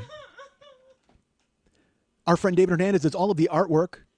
He does all of the music. And he takes my phone calls from Dallas when there's a crisis. You can be his friend at Facebook.com/DavidMexHernandez. Or if you want to hire him to do some artwork for you, and you should because he's fucking amazing, you can go ahead and get a hold of him at artbydmh.com, artbydmh.com. Hire him to do a painting of you and your friends, like the Cosby Kids. Why not? Why not do that? You know what? Hire David to do a picture of you and your friends, like the one at the end of Good Times. Why not? Because he's got brushes and he's got paint, and ain't we lucky we got him?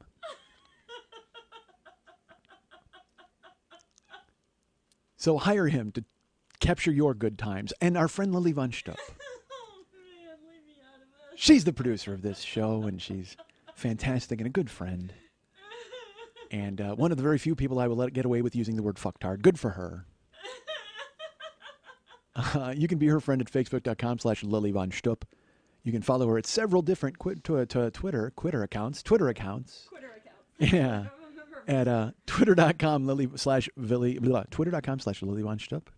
twitter.com/MNTs, or twitter.com/HollywoodBQFest. But if you'd like to write her a personal note and find out if she's going to be booking a gig that really disrupts the schedule of this show, you guys can get her at Lily at burlesque411.com. That's Lily, Lili, at burlesque411.com.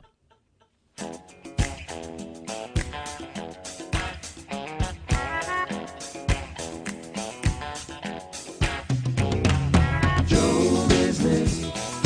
Joe, you're dirt. Joe business. Joe, you're dirt. Joe business.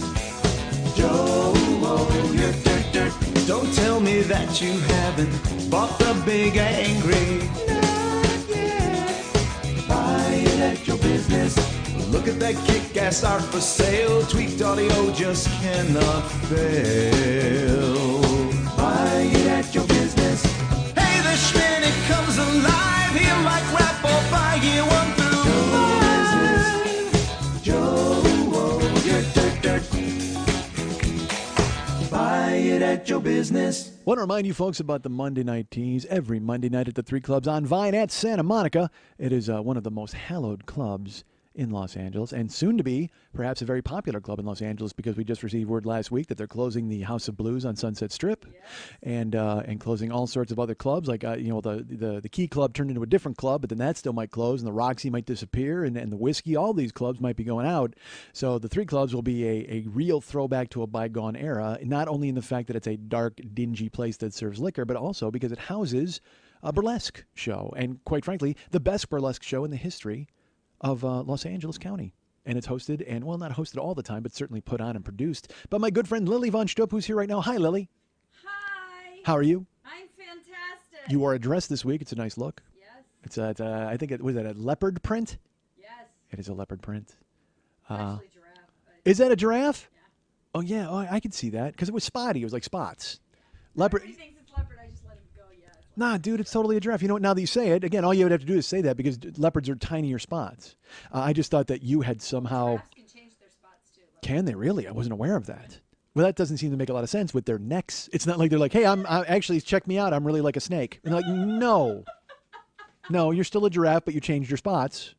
No, dude, I'm not. I'm like a vulture. No, you're not. No wings. Weird spots. But I just thought your attributes had possibly stretched out the leopard spots to where they look like giraffe spots. But there you go.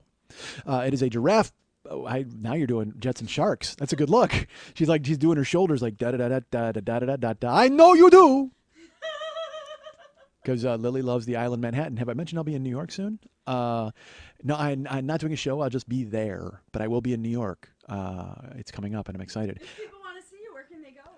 The streets. I'll be wandering the streets. There you go. Hang out with the Naked Cowboy at noon on a Saturday and have everybody just meet up. Oh, I'm leaving on a Saturday. Oh, darn. Maybe Friday. Maybe I'll see him on a Friday. I'm there on a Tuesday through a Saturday. I get there on a Tuesday and I leave Saturday morning. Wait a minute. Is this going to disrupt our recording pattern? It's interesting you would mention that. I thought you were coming to New York with me to record on site. Oh, no. We should have a conversation. So, Lily. Hi. How was last week's Monday Night Teas? Wonderful. It was fantastic, wasn't it? I heard all about it. Amazing. The Gigawads are from Austin, Texas, and they crushed it. As you said, it was that show's full of live wires. It's fantastic.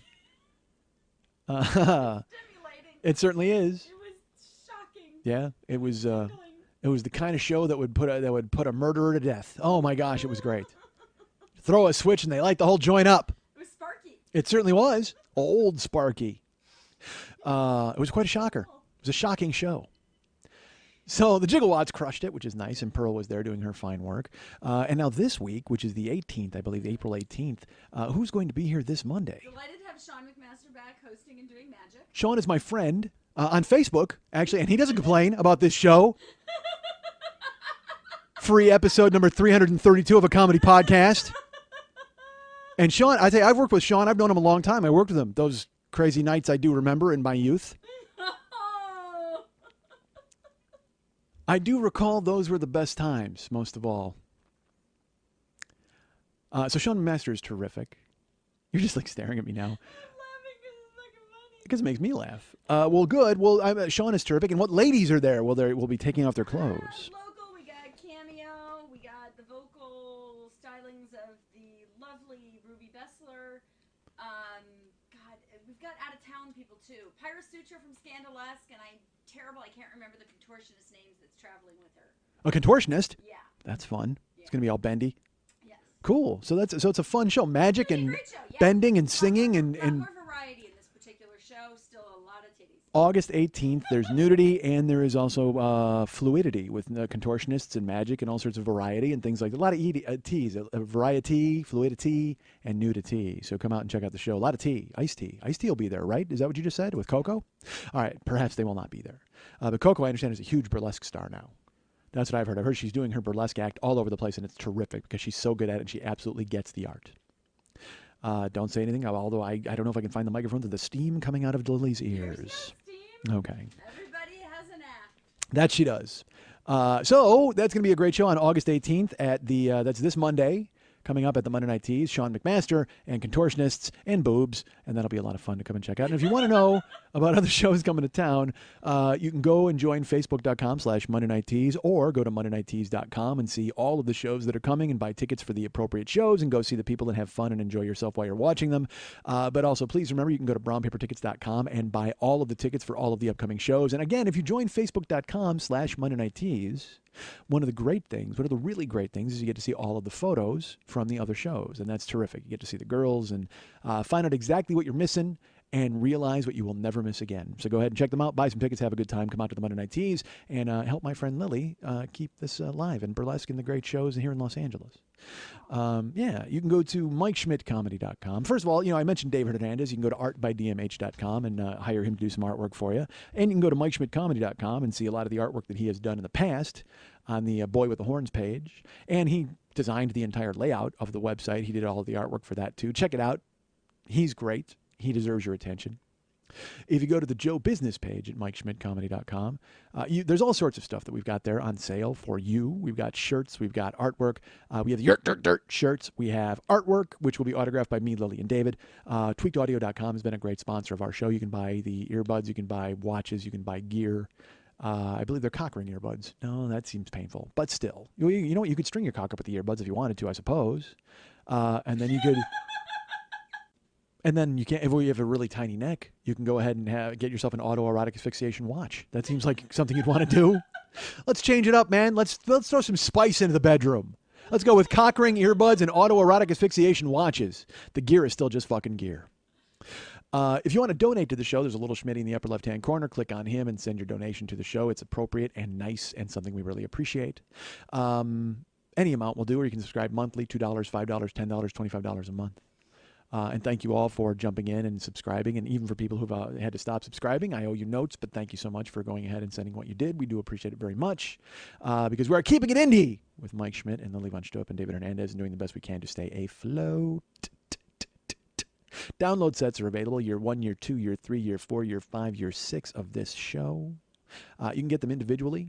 Or you can buy 6 for the price of 5 if you buy the Reservoir Schmidt Dogs download set. We've got a Mr. Blonde, a Mr. White, a Mr. Pink, a Mr. Orange, a Mr. Blue, and a Mr. Brown. And those are all available now together in a set. Also there we have the Big Angry, which was my CD that came out last year. If you go ahead and buy that, I will sign it and personalize it and send it to you. We've got downloads of Schmitty Comes Alive and For the Life of Schmitty. Those are also available for you to go ahead and download and listen to. I mentioned everything else shirts. And also, this is also very important, the Amazon portal is on that page. There's a pennant on the wall that says Amazon. Click through that to our Amazon store, which has tumbleweeds and ghosts in it. But then click through that and you will get to the actual Amazon. And anything you want to buy will get us credit, and we'd appreciate that very much. Again, like I said, keeps the show afloat, helps us out. Speaking of keeping the show afloat, speaking of helping us out, I will be live at the Los Angeles Podcast Festival September 27th. That is a Saturday afternoon. And that's right, I said afternoon because I will be there at noon, we found out last week. I will be head-to-head with the Walking the Room live show. And that's right, I say head-to-head because they have Dave and Greg, and it's just me. It's me going up single, solo, against two dudes, two crazy, funny guys. I'm going right to head-to-head with them, and I think I will lose. But still, I'm happy to do it. It's a challenge I will take. I will cross that line. I will dive right into a swimming pool of Anthony and Barrett and come out on the other side wet. So that show is available. And what you need to do for me, well, you don't need to do this, but I'd like you to do. If you're going to come to the Los Angeles Podcast Festival, here's the deal. They have given us these links that track ticket purchasing toward each show. So if you want to come see me, that's fantastic. I would love it. If you don't want to come see me, that's fantastic. And you choose whatever you want to do. It's your loss. However, if you could use my link to buy the tickets, it would let them think, it would fool them into thinking that I was worth having back for a fourth year. Will they? I don't know. Should they? Yes. I have no idea what's going to happen, though. But if you buy tickets, you go ahead and make it a moot point. If you go to TinyCC, check that, tiny.cc/40YOBPOD. That's tiny.cc/40YOBPod.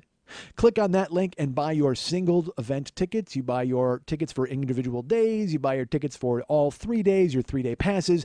Anything that you buy using that link, I get credit for. And they go, whoa, Mike Schmidt's a hitter. Got to have him back next year. And I'll tell you this, regardless of how you buy your tickets, I would love it if you bought your tickets through our link, because that would, again, tiny.cc/40YOBpod. It would give us credit and make us look good. But even if you don't buy tickets through our link and you find yourself there Saturday at noon, September 27th, I would love to have you come to the show and see me live, because it might make you go, Jesus Christ, what have I missed? And oh my God, I need to see this guy live every time he's out there, because I'm not bad. So I would tell you to come out and check it out. Because I'm pretty good, and I still don't know what I'm going to do. Suggestions are welcome, and I will laugh heartily and discard them. But still, they are welcome. And if you're traveling here from abroad, you know how it is to travel. You book yourself going places. And I was going to talk about that today. It got away from me. I let go of the reins, but that's okay. We'll cover some stuff eventually. But yeah, so you know what it is to travel. You're booking air shows and you're booking flight. You're not booking air shows. That seems weird. Why would you book yourself in the fucking Red Baron? I need to get to the Dutch Antilles. Book me Snoopy's plane so we can do loop-the-loops all the way there. Nobody books an air show to travel. It was the dumbest thing I've ever said. What I mean is you book air tickets or you book hotels. So I wind up using Priceline quite a bit. And I would say that I'm pretty good at Priceline. I name my own bid, or I'll find the express deal, and I do that sort of thing. So it's coming up where I'm going to be doing some traveling, so I needed to get a hotel. And I went last night and I was looking to book a hotel, and I'd been having some trouble. So I've been doing it every day. They only let you look every day, and then you can't bid anymore that day. So I'd been getting turned down. And I wasn't going too low, I didn't think, but I was getting turned down for my area. And I was like, well, whatever. So last night I tried and I sat down, and finally I was like, you know what? Fuck it. I put it in and I bid. I was bidding like $75 a night, but then I booked $80 a night, and I put it in and I threw it, and it said, oh, there's William Shatner. We are looking for your deal right now, traveler. And it spun. And then it came up and said, congratulations, you have booked your room 2 nights at $80 a night. And I was like, dude, that's fucking great, because I've been trying to get this particular city booked and trying to get myself squared away in the hotel, and I wanted to make sure that I had it all done. It was going to be great. And then I looked and I realized, hey, I need to be there on Saturday, Sunday, Monday. And I looked and it came up, and I booked Sunday, Monday, Tuesday, which made sense why I was getting the room, because it meant a Tuesday instead of a Saturday, and why it was cheaper. And I looked at it and I went, oh, fuck, because I couldn't get out of it. I mean, like, I can't, it's like I couldn't adjust my trip. So I immediately called Priceline, because first I looked on the website and I'm like, can I contact them? Can I chat with anybody? No. So I called them right away, and I called Priceline, and there's a fucking dance, their voicemail, and it's some ridiculous woman's voice. And she's like, if you have that, I'm 000, I will transfer you to an operator, but please tell me 000. What is your trip number? I punched it in 00. Please hold. And then they sent me off on a boat that sailed to India. I believe it was to India. It may have been to the Khmer Rouge. It could have been Cambodia. I have no idea. All I know is this person was not saluting the great red, white, and blue flag that we all call our own.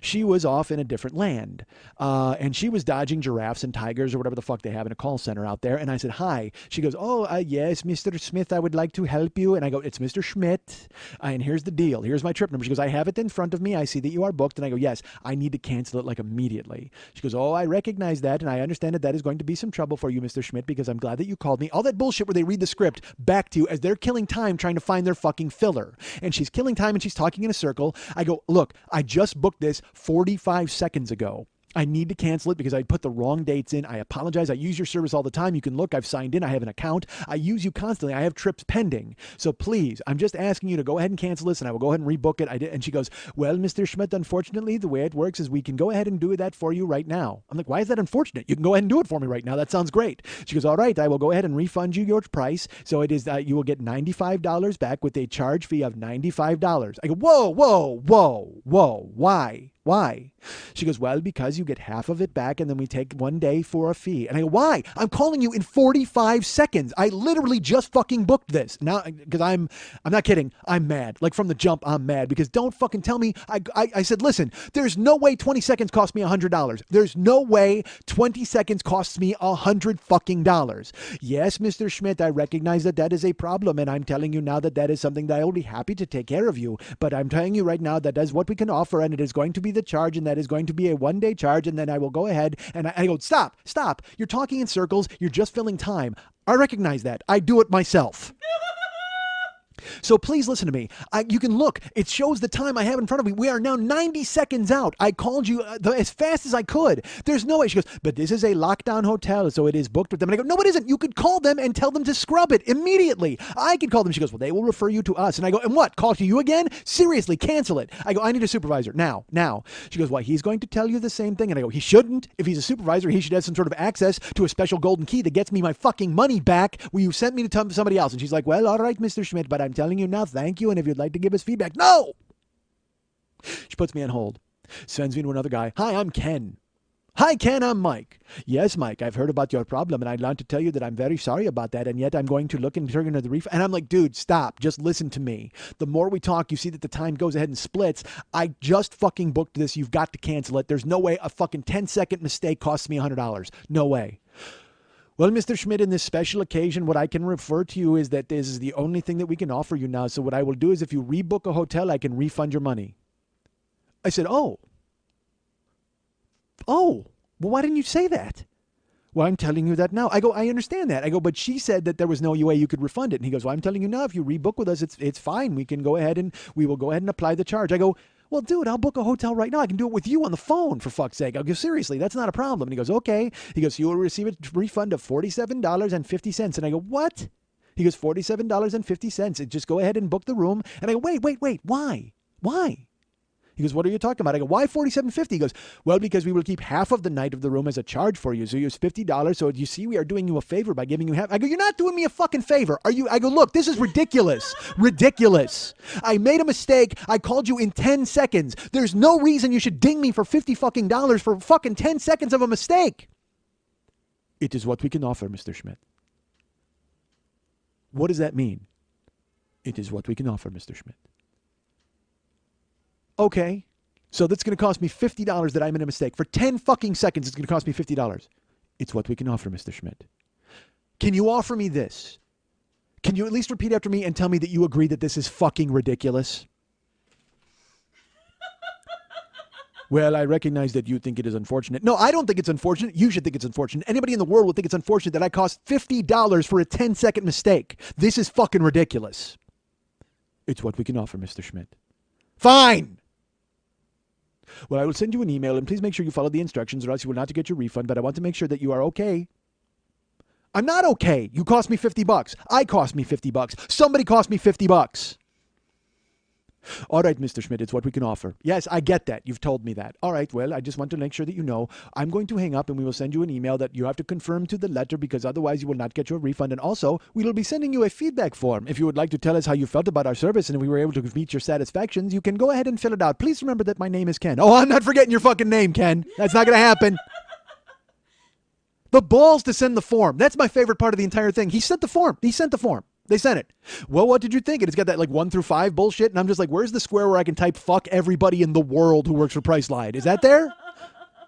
Would a bunch of ones get that point across appropriately? Because I don't think it does. Unless a bunch of ones happens to be fucking binary code for fuck everybody in the world who works at Priceline.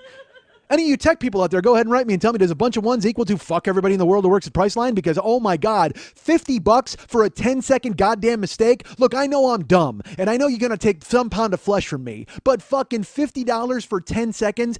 If you extrapolate that, you want to go ahead and look at that? You know what that is a minute? That's fucking $300 a minute. You know what that is? That's $3,000 in an hour. You know what that is? That's fucking $4 million in a week. I have no idea if any of that math is correct because I'm still fucking angry.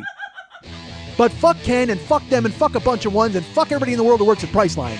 Although I did get a pretty decent hotel out of it, I'll tell you that. It seemed to work out. But god damn it, $50 for 10 seconds? You're fucking insane. Who the fuck do you think you are, a nurse in my fucking doctor's office? God damn it.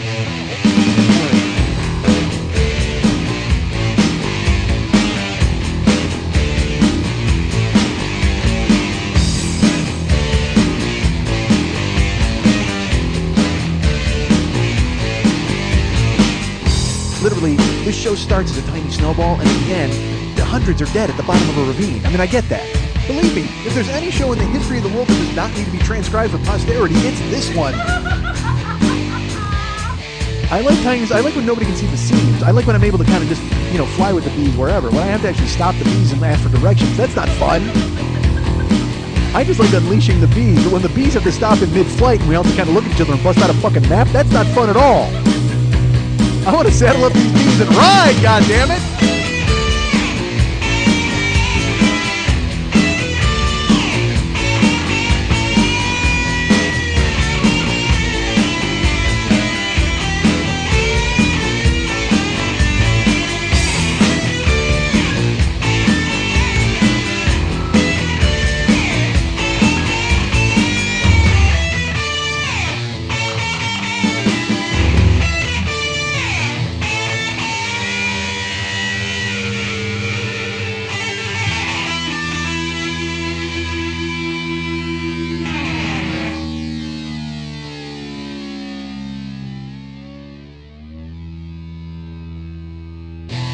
I'm done.